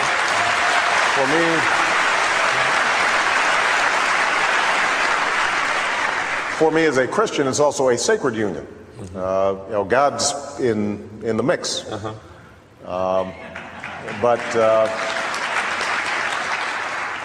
Would you support a constitutional amendment with that definition? No, I would not. Why not? And because historically we have not defined marriage in our Constitution. It's been a matter of state law. That has been our tradition. Now, I mean, let's break it down. The reason that people think there needs to be a constitutional amendment, some people believe, is because of the concern that about same-sex marriage. I am not somebody who promotes same-sex marriage, but I do believe in civil unions. I do believe that we should not, that for gay partners to want to visit each other in a hospital, for the state to say, you know what, that's all right. I don't think in any way inhibits my core beliefs about what marriage are. I think my faith is strong enough and my marriage is strong enough that I can afford those civil rights to others, even if I have a different perspective or a different view. Okay, how about this?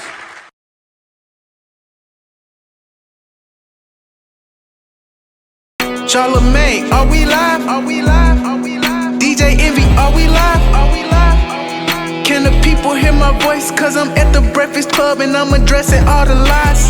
I'm sorry, bro. Let's do this this Obama thing. Okay. The Obama thing. So Obama said that every young man needs like a gay man in his life. Did he say every? So we'll play the clip, I guess. Right? You want to play it? All right. I think you might be the only person now. Like, I haven't seen this anywhere else other than what like you sending it to me. Oh, for real? Yeah. It kept showing up on mine. Yes, the algorithm, man. Man, they want to know, man. Obama, now it feels like you're asking for it. So just recently, Barack and Michelle Obama would go on a podcast where they would address their recent divorce allegations. In the midst of discussing the allegations, Barack Obama made the claim that young boys need a gay man in their life for guidance and that only having a father around isn't enough. He believes being around gay men helps young boys develop a broader perspective. But is that not what a mom and dad is for? I mean, your household had only one father in it, right? I'm not going to say what everyone else is thinking, but y'all pay attention to this interview and let me know what you think about it down below. That's one of the things that I think a lot of times boys need is not just exposure to one guy. One dad. One dad. No matter how good the dad is. He can't be everything. He can't be everything. And then that boy may need somebody to give the boy some perspective on the dad. Yeah, right? yeah. One of the most valuable things I learned as a guy was I had a gay professor in college at a time when openly gay folks still weren't out of line, who became one of my favorite professors and was a great guy and would call me out when I started saying stuff that was ignorant. You need that to show empathy and kindness. And by the way, you need that person in your friend group so that if you then have a boy who's gay or non-binary or what have you, they have somebody that they can go, okay, I'm not alone in this. Bro, by the end of that, when I just listened to it, I realized, oh, he's saying some shit that he was told to say.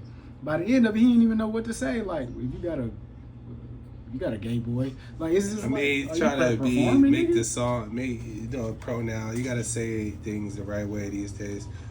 But so need is a word I wouldn't necessarily like use in the instance. I agree with what he said, but need is kind of like, you know what I'm saying? That's a strong word. And you know, the things that he's saying, it does, having gay friends, period, you know, in this context, children, it does give you a broader perspective. It does kind of can make you more empathetic, more informed. But I don't like, I mean, to say that in a sense implies that non-gay people are less kind and less empathetic. And I don't know that to be true. I don't know that gay people are like just automatically more kind and more empathetic. Oh, well, I interpreted that as kind and empathetic to the community. But if you're kind, you show kindness to people, all people. If you're empathetic, you have the ability to understand all people's emotions and reflect that to them in a way that they understand you care. So I feel like I'm a kind. It would imply that. Yeah, it kind of does imply that, you know, he's saying all that gay people are inherently just kind and empathetic, but just for what he said at face value, I mean, I personally have had gay men that are older than me that I've met just throughout my career in financial services, and I didn't look at them as gay men. I just looked at them as colleagues, professionals, people that were in positions that I may have considered being in. Pause. Yeah, for sure. In positions you would consider. Yeah, you know what I'm saying? Professionally, yeah. From a leadership perspective. Yeah. And just, you know, they helped me out a lot, you know. They helped me out a lot, you know what I'm saying? Gave me a lot of advice, professional development, you know, and have helped me make big decisions when it's come to my career.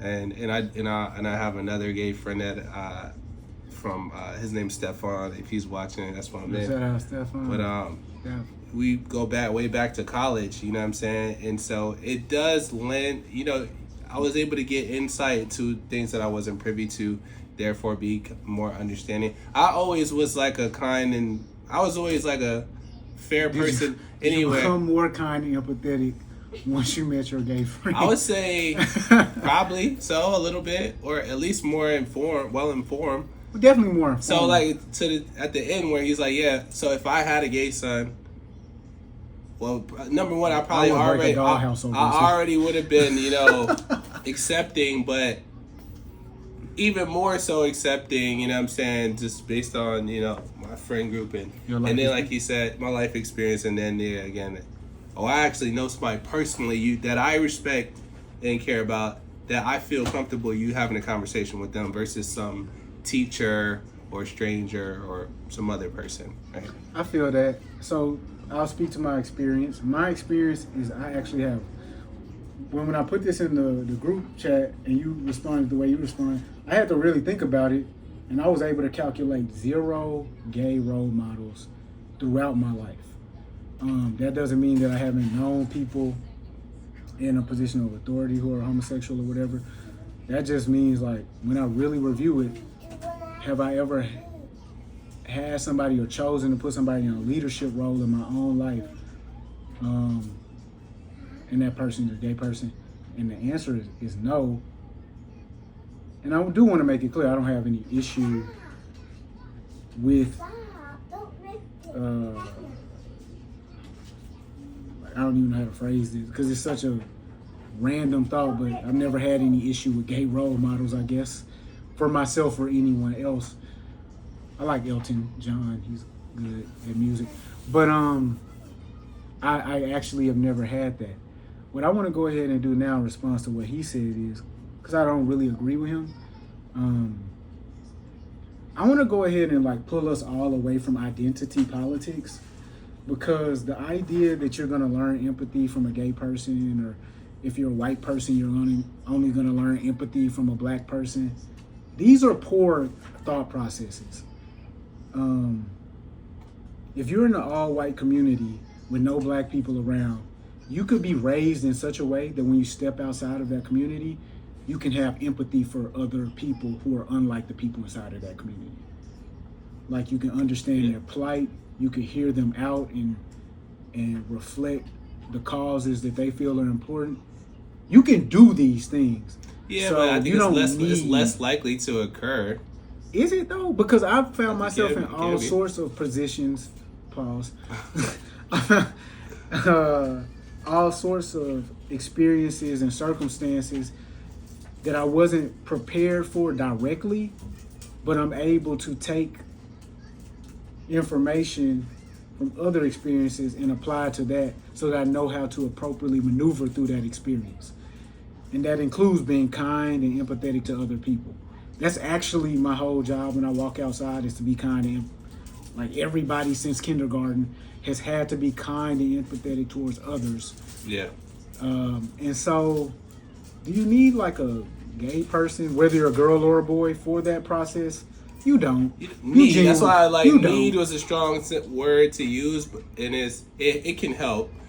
And then in situations where the opposite occurs, where you were raised to not be kind or not be empathetic, if you do, who was raised like that? Wow, this is America. Like we know, like some people are raised. Oh, like to actually directly racist. Like not like certain groups of people. You think they're really still doing that? Like, yeah. That's crazy. Like, I mean, those people are black. It's slowly dying. We don't like them.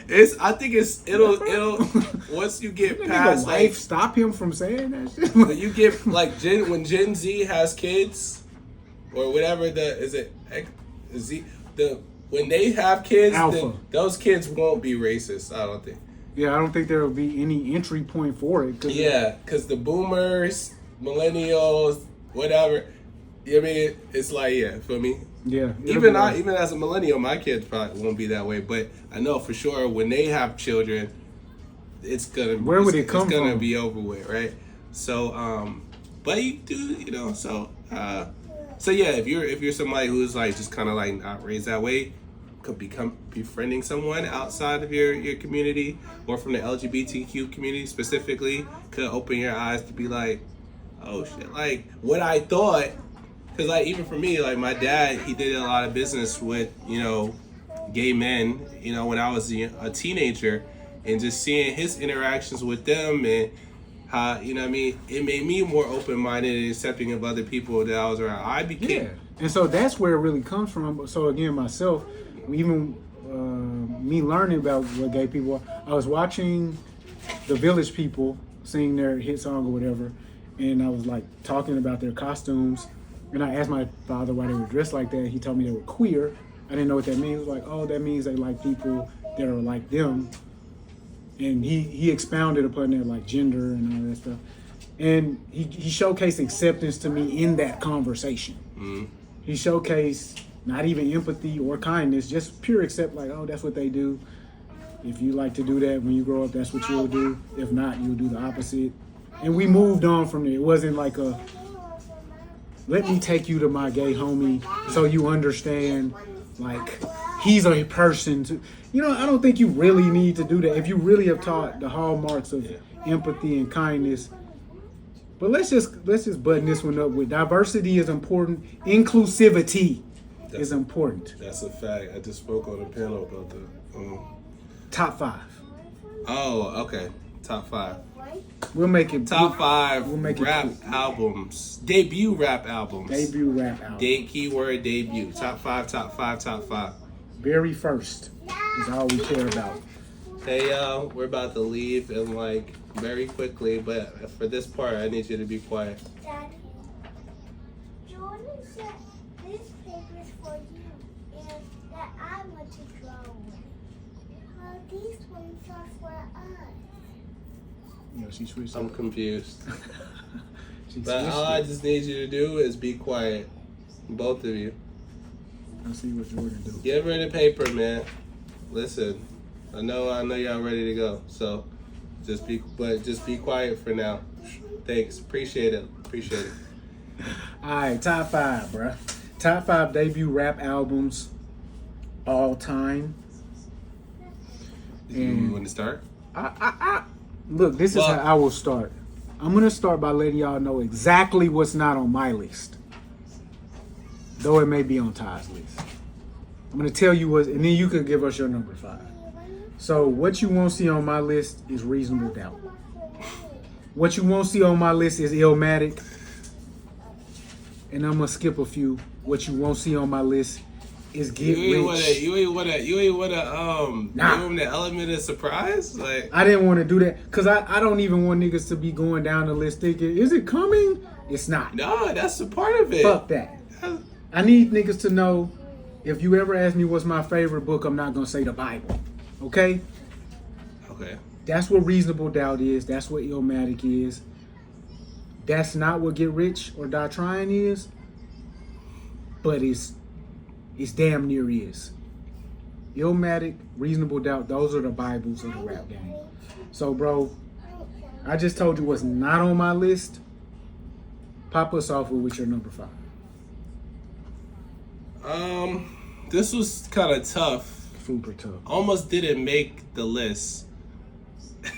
I know this is on your list for sure. Oh, so come on, bro. I kind of was like, well, stop, bro. We're not even gonna do this. If you finna put this at number 5, bro, we gotta. So number 5, it's gonna be nah. The Son. Miseducation of Lauryn Hill. Number 5. I thought you was gonna say something else, Okay. but nah to that one too. Okay. Nah, that's It's crazy. a flawless album, man. You know what? It's flawless, flawless.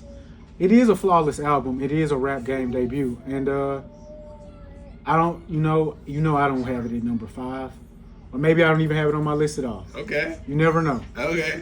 I respect that. Number 5, The Miseducation of Lauryn Hill. Yeah, I got the one. She almost didn't make it, but that let's explain why. Why she didn't make it on. Yo, bruh, cause like,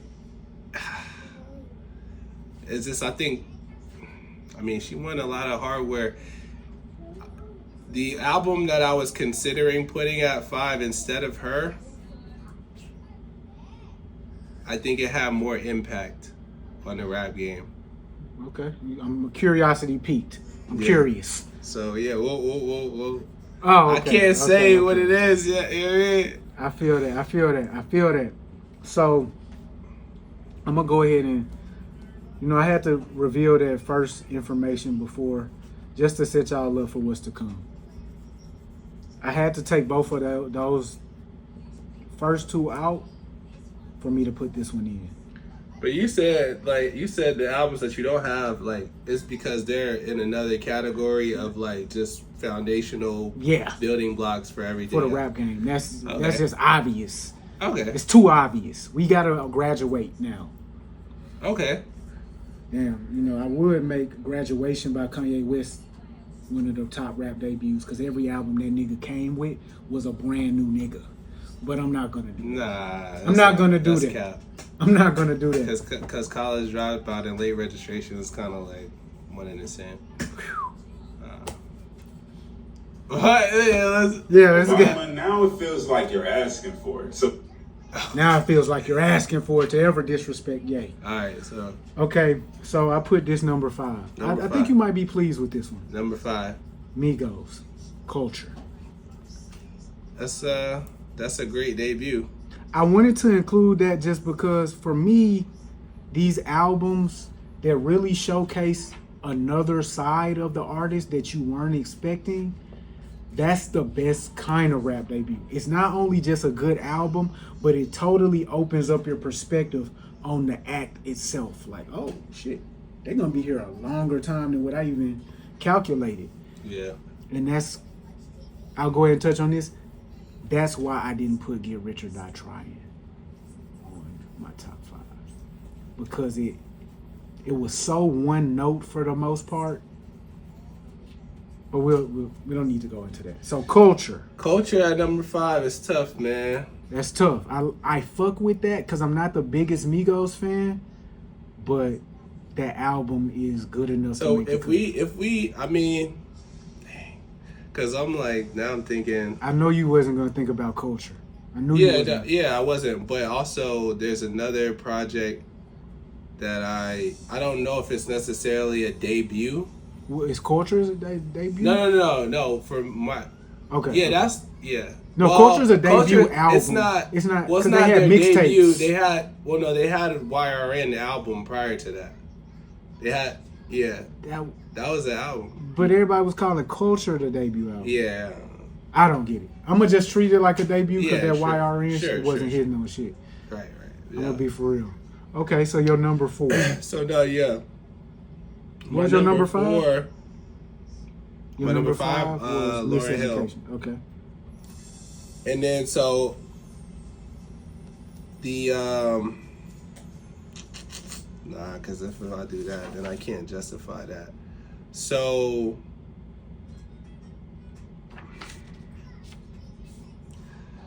number 4, I'm going to go Illmatic. And I'm going to go... it's like, you have to. And that's another reason I knew you was gonna put it on your list. I wasn't trying to have the exact same list. Yeah, nah. You gotta put it there. And it's like Nas came in, man. I think he was like 19. It would just be crazy to not have it on the list, right? So he became very quickly, that guy, just the him. Jesus Christ of the rap game, for real. You know what I mean? Like, just coming off of the Rakems and Cool G raps and Big Daddy Kane, like he took it to, another level, and the impact was felt immediately when it dropped. It was kind of like unanimous, like to this day. Fuck what Jim Jones talking about. Consensus, although I will say, as much as Illmatic is great, I did like It Was Written better, the second album. That's a whole nother convo. Yeah, bro, but that's crazy talk right there. That's just my personal opinion. That's outlandish. So number 4, Nas, Illmatic. I had to do it. But it was tough. Truth be told, historically, we're supposed to have Illmatic as number 1 top rap debut of all time. That's where it's supposed to be. Sure. You know what I mean? And that's why I just kind of like just move it out the way, because we already know where it goes. Yeah. It's like having the basketball conversations. You already know MJ, LeBron. So let's just start somewhere else. Yeah. My number. Kobe. Can't let you just not say Kobe. Oh, Kobe was even after Steph Curry all time. Okay, that's cap. That's cap. You saw that list. Yeah, and nobody that ever played against them would say that. So, but yeah. Shout out to Steph for holding it down for Drake. Also, light skins stood together, man. You know what I mean? He was tired of that shit, but he didn't want to hear that shit no more. Right. I wrote 10 albums down. That's why I didn't put them in any order. I wrote 10 albums down. I think my number 4 gonna be the Slim Shady LP. It's gonna be the. It's impressive. It's gonna be the Slim Shady LP. First major. I mean, we talking about the number 1 hip hop selling artist all time. Yeah. We talking about an album that was so different from any other album throughout history, content wise. That the courage to put it out is crazy. Slim Shady LP changed the game, man. Changed the game. We talking crazy about our baby mother. Hi, my name is. We're creating characters. We're hanging out with gothic rap or gothic rock stars. We're white, talking shit about other white people. It was just It was mind-boggling. In the flows and the raps, I mean, where we hi kids, do you like violence? We got one of the top, arguably the top hip hop producer of all time. Co-signing, but leading the charge on the production, working on, like, bro, come on, bro. Slim Shady LP. I never knew why. Pooh. That would be just like this. And then we was talking about role models earlier. That role model from Slim's.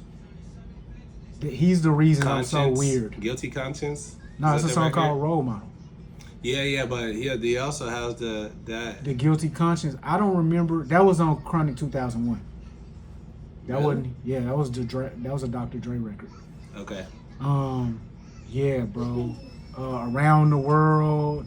We got him performing as what's the nigga from South Park, Mr. Hi. Don't even.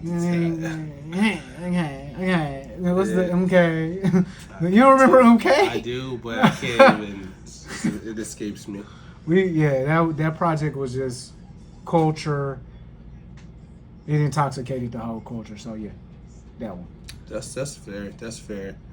All right, I'm gonna say so. Number 3. Yeah.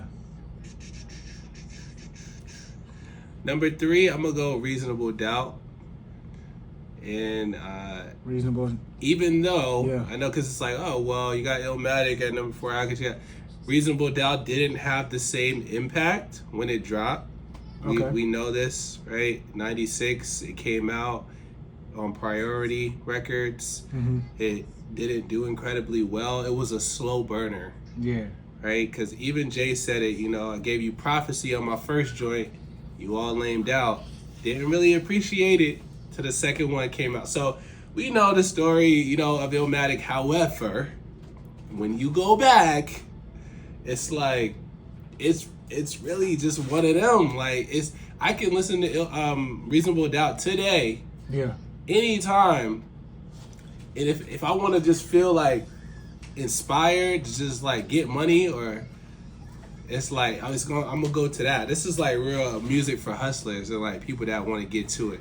I'm not gonna lie to you. To this day, I cannot determine Reasonable Doubt or Illmatic, which one is higher in my opinion. Like it's literally not even a 1A 1B type of situation. Can't knock the hustle, man. Just Brooklyn's finest.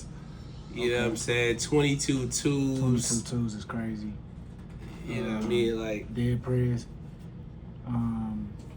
Yeah, the whole Politics as Usual. Politics as Usual. Wow, that's my joint. Yeah, that's my joint. Is Unforgettable? No, that's Nas. Unforgettable is the Nas record where they sample R. Kelly. Okay. I mean, I can't argue with that. I'm gonna say your list is shaping up to be pretty boring, generic, and just generic. But we gotta keep it real with the people. The list is the list. These are really the top 5. Cause I could go just I like this album more than this album, but I gotta be kind of. I can even fill in your number 1 and your number 2 already, cause I already know where you're going with it. No, I got one that you're not gonna expect though. I'm gonna go ahead and not say. You're not gonna. No. You definitely don't know my number 2. You probably know my number 1, but you don't know. So yeah, brother, I'm gonna be honest. If you don't got that one man on this list, you've lost your fucking mind. Who, your guy? Brother, you get it before we get to that number. Just get it together mentally. All right, what's your number 3, dog? From here, I'm in shambles. From here, bro, I don't know. Cause I already said I'm not gonna say this one. I'm not gonna say this one. I'm not gonna say this one. My number 3 is so hard to come to the conclusion of. I guess I'm gonna have to miseducation it. I'm gonna have to put that miseducation at number 3. No, she just separating them real quick, making it very seamless. But what miseducation is my number 3, bro. It's very respectable. I was concerned that you wouldn't consider this a debut because of her situation with Fugees. But we don't need to speak on it. She's the greatest rap female of all time. Even better than Nicki, unfortunately for Miss Minaj. I mean, I think Nicki would say that herself. I think she would. I think Nicki is respectful enough to do that. Yeah, you seen the video where Nicki was backstage with Lauryn Hill? She started bowing down to her. Oh, you gotta do that. That was, yeah. You know. If I ever come into contact with Chubby Checker, I gotta show respect to that man. I never listened to the full Rakim project ever in my life. I gotta get down on one knee and hit one of them. The God. So she's my number 3. Who's your number? So my number 2? Yeah. My number 2 rap debut album of all time is Thug Motivation 101, Young Jeezy.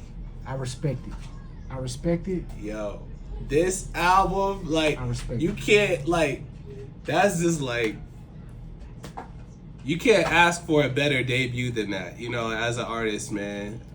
05, the album leaked. Facts. So you got bootleggers, you got this and that, you got to deal with all this. Oh man, they already heard the music. It doesn't matter. The nigga didn't change one record. It didn't matter. The nigga didn't change one song a millimeter. He came out with the exact same fire that had been burning up the streets already. Can't Ban a Snowman, you know what I'm saying? Is that was the name of the mixtape with before Drama? Yeah. That was the Drama mixtape? Yeah. Okay. So he had the momentum, and then, you know, he just came out the gate with that's like really an unskippable album.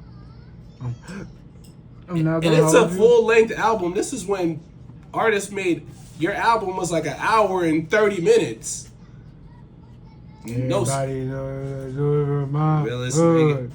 Realest Bro. nigga in it. You already know. Got Trapper of the Year 4 times in a row. What did they give you? Lifetime supply of baking soda, clientele, 2 pots of wrist rock. Rolly watch and 3 scales. Yeah, so What that nigga said? How that shit started, bro? It was like the roaches scatter like. Oh, it used to hit the kitchen lights. Cockroaches everywhere. Now I hit the kitchen lights. And There's marble floors everywhere. That was when niggas started coming with, well, I ain't even hearing you with a flow. Yeah. I'm just hitting you with facts, nigga. Yeah. I used to hit the kitchen lights. Cockroaches everywhere. The nigga didn't try to rhyme, bro. Right. I used to hit the kitchen lights. Now it's marble floors everywhere, bro. Yeah. They just gave you that The feeling. vision. Shit, bro. You're right, bro. Like, I saw it, bro. Yeah. Like, I was literally standing on marble floors, bro. The cockroaches was scattering, bro. Illustrative, man. Mentally for me, bro.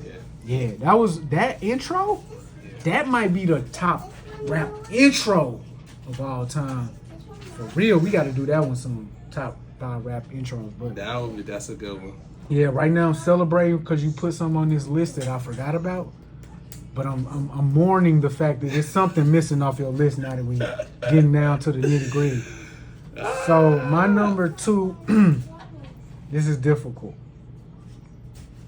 I'm gonna have to do Ready to Die because I see you left that one off your list. Ready to Die? I see you left Ready to Die off your list of rap game debuts. I know, man. What that boy said, that one song, Suicidal Thoughts. Damn, bro, this is my favorite bar all time. I used to, when I die, fuck it, I want to go to hell. Because I'm a piece of shit, it ain't hard to fucking tell. I don't make want sense. Going to heaven with the goody goodies. Dressed in black. Wait, something. Dressed in all black, black Timbs and black hoodies. God will have me on some real strict shit. No, some real strict shit. Yeah. No sleeping all day. I want to get my dick lit. That's that. I needed those bars as a young man, like to help me with my sin that I was confronting at that point in time. I was like, oh man, it's really 2 roads you can go, and it's either way you gotta make a decision. Ready to Die. I'm not mad at that. I mean, it's a classic for sure. It's a classic. I find myself, you know, when I go back and listen to Biggie, I'm usually like a life after death, you know. I don't. Ready to Die is ready to die, but when I go back to Big, I'm more like after he already made it. You know what I mean? Like Unforgettable is big. B.I.G. Oh, yeah. Yeah, bro. Nah. That joint, Machine Gun Funk, the joint that they sampled on Kick in the Door. Kick in the Door. Nah, that's not on there. That's on yours. That's on Life After Death. I'm tripping. Unforgettable, the joint with Method Man. Oh yeah. Yeah, bro. Big Papa, bro. The whole classic. The What? The What? Yeah. Super classic record, bro. Super classic record. So, bro, your number 1 then, bro. So number 1 rap debut of all time has to be Get Rich or Die Trying.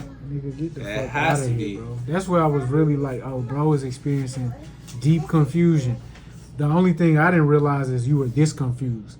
My nigga, you didn't put Ready to Die or the actual number 1 debut of all time. That's insane. Yo.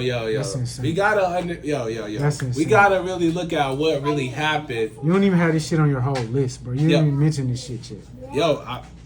We gotta really look at what happened when Get Rich or Die Trying came out. Let's look at what happened when this other one came out, brother.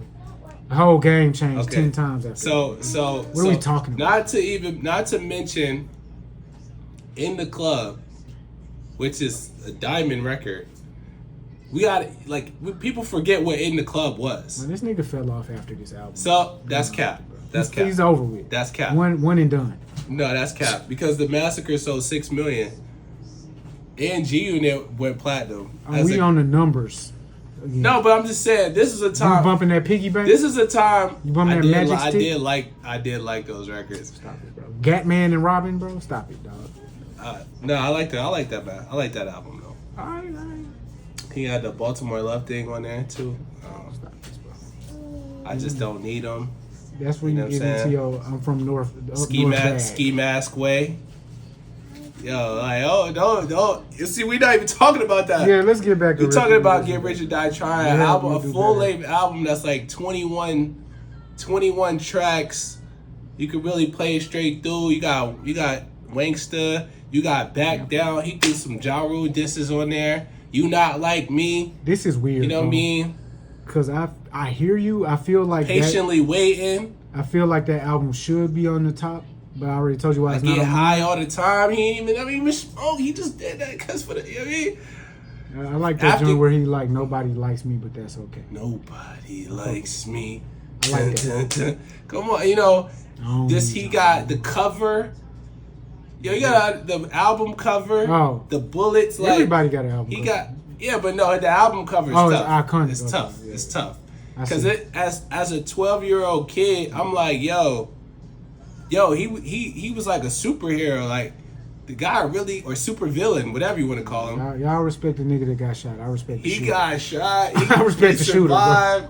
Like, this is all facts. Like, you know what I'm saying? Yo, saying that shit to a nigga that got shot 9 times, bro, that really. Almost. So yeah, number one rap debut ever is Get Rich or Die Trying. At me, it is what it is. It's just the level of and it's 9 times platinum now. It's almost diamond. So the level of disrespect this guy goes through on a daily basis. I'm not kidding with you guys, bro. This is criminal. When a man who has done this much for the game, just everything is taken from this man. We took $250 million from this man. Can we at least give him the #1 rap debut of all time, bro? Nah. What the fuck are you talking, bro? It's top 5. But you didn't put it there. Cause I would have had to take Lauryn Hill off. Or I had to take Nas off. We had to take Jeezy off, bro. We had to take Jeezy off. We can't say that Thug Motivation 101 is a better debut. We can't say any of these are better. You actually can though. Nah, we can't do College Dropouts is tough. It's one of them ones. It's an incredible album. 2 words, bro. I got 2 words for you. 2 words. Nigga, what do we... That's the greatest rap song on a rap debut of all time. We Don't Care, bro. That's how you open up a rap album in 2004, bro. Where we don't drug dealing just to get by, stack my money till we get sky high. Tell me the nigga that couldn't sing that, bro. Was it Chandler, the suburban kid, or the actual street goon from North Memphis? We both can. It's for everybody. I almost put this in my top 5. I'm not gonna lie. I literally have it written down right here. I made a last minute decision to get him out of there for Nas, so that the people didn't say like, "How could you have 2 lists and not have Illmatic?" This isn't the way to rewrite history, bro. We got to rewrite history differently than it. We're trying to write Kanye West out of history, bro. Yeah, I'm glad you did that because the album's great, man, and it's a hell of a debut. He changed the game. Well, I'll let you. Bro, he changed the game 10 times, bro. Because you know what I'm saying, bro, All Falls Down. This is like if you put out College Dropout and they don't let you put out Late Registration, bro. This is like, let's imagine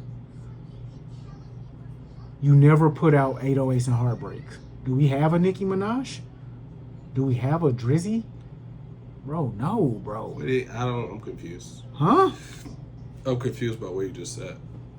But Kanye West has affected everything. Would you even have your children, bro? Be for real, bro. Would you be a father of 2? This nigga is crazy. Bro, oh God, bro. Like, would you be a father? First of all, right T-Pain is behind 808s. Let's go there. Yes, without T-Pain, we don't have 808s. Without College Dropout, do we have T-Pain? Like, yes. Let's be for real, yes. bro. Yes, we do. You get T-Pain without Slow Jams.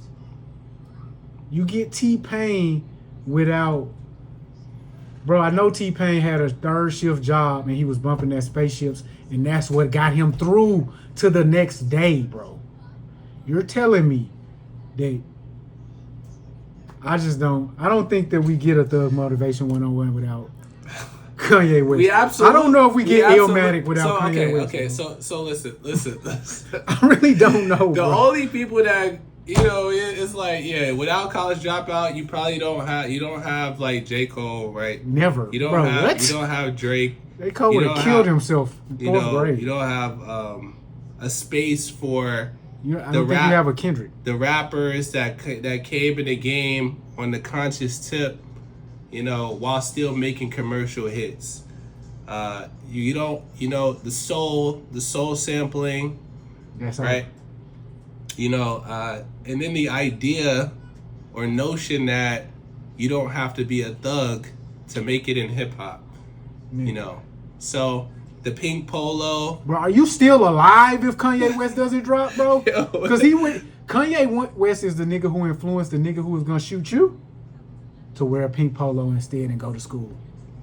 Be for real, bro. Or half broke. We ain't got it, bro. It's legendary. The skits, man, everything. It's legendary. I'm not mad at it. I'm not mad at it. The level of artistic creativity that goes into this album, bro. I know you think I'm playing, bro, but I'm not playing, bro. Like, we really don't have anything left. The rap game was over 10 years ago if Ye doesn't come. See, these albums, I'll say for both of them, I won't just say Forget Rich or Die Trying. Forget Rich or Die Trying and College Dropout, these albums were movies. Very cinematic feel to these albums. I can agree with that. You know what I'm saying? Like, the time on these albums is a long time, but it takes you through a journey of emotions and just like feelings, and it's people like to use the word concise now. Oh, the album was concise. Nah, it was not good enough to listen to for an hour and a half. This is a full length album that really showed you the full array of what the artist could offer. You know what I'm saying? So shout out to them. I got a double back, bro. College Dropout showed you. It showed you, bro, when you go and listen to that last call on College Dropout. This is the... you immediately realize, like, oh, I can do it too. That's one of my favorite Ye songs ever. Last Call? Yeah. Bro, when I heard he's talking about use the arrogant, the self, use it as my power. They say that I'm gassed or use it as my steam. Yeah. I ought to laugh. Yeah. Bro, bro said I got a bigger than... To power my dreams. I get a bigger buzz than insects in Texas. Yeah. My nigga the only thing is, like, we know he didn't write all these bars. My nigga said... That's the only thing. That nigga said... That's a Miracle Whip. Yeah, mayonnaise color bands. Nah, that's a Miracle Whip. Bush Miracle Whips. That nigga said African American Express. Yeah. Stop, bro. Like. Yeah, nah. These were concepts that as a young black man who wasn't from the gang, I could really tap into. I didn't have to figure out, like, oh, what does the red flag mean? What does the blue? I knew what African American Express was. I knew what mayonnaise color beer. God, Miracle Whip. I knew that bar. But on that note, yeah, we could definitely tap into the Travis Drake convo from that, but we gotta do that next week. Next week, get it? Yeah. So tap in your top 5. Comment below. Top five. What did we miss? What's the better rap game debut? Get Rich or Die Trying or College Dropout? That's it. Number 1 versus number 1. Here is my last one. XXXTentacion. He needs credit for that debut. I thought you was gonna say Cardi. I literally knew you was gonna mention that. I kept thinking, what's this last space? It's a blank space here. No, What's it's this not last space me. I can thought feel? I said for you, like. I knew Ty was gonna write that not Cardi me. B. No, that's not me. Bro, that's one of your favorite rap. No, that's debuts. you. That's you. I don't even like that album. You said that album was. You said that a few pods ago that album was. I was being agreeable with you, brother. All right, yo, appreciate it, y'all. Next week, peace. And we did this one with no stops. Right.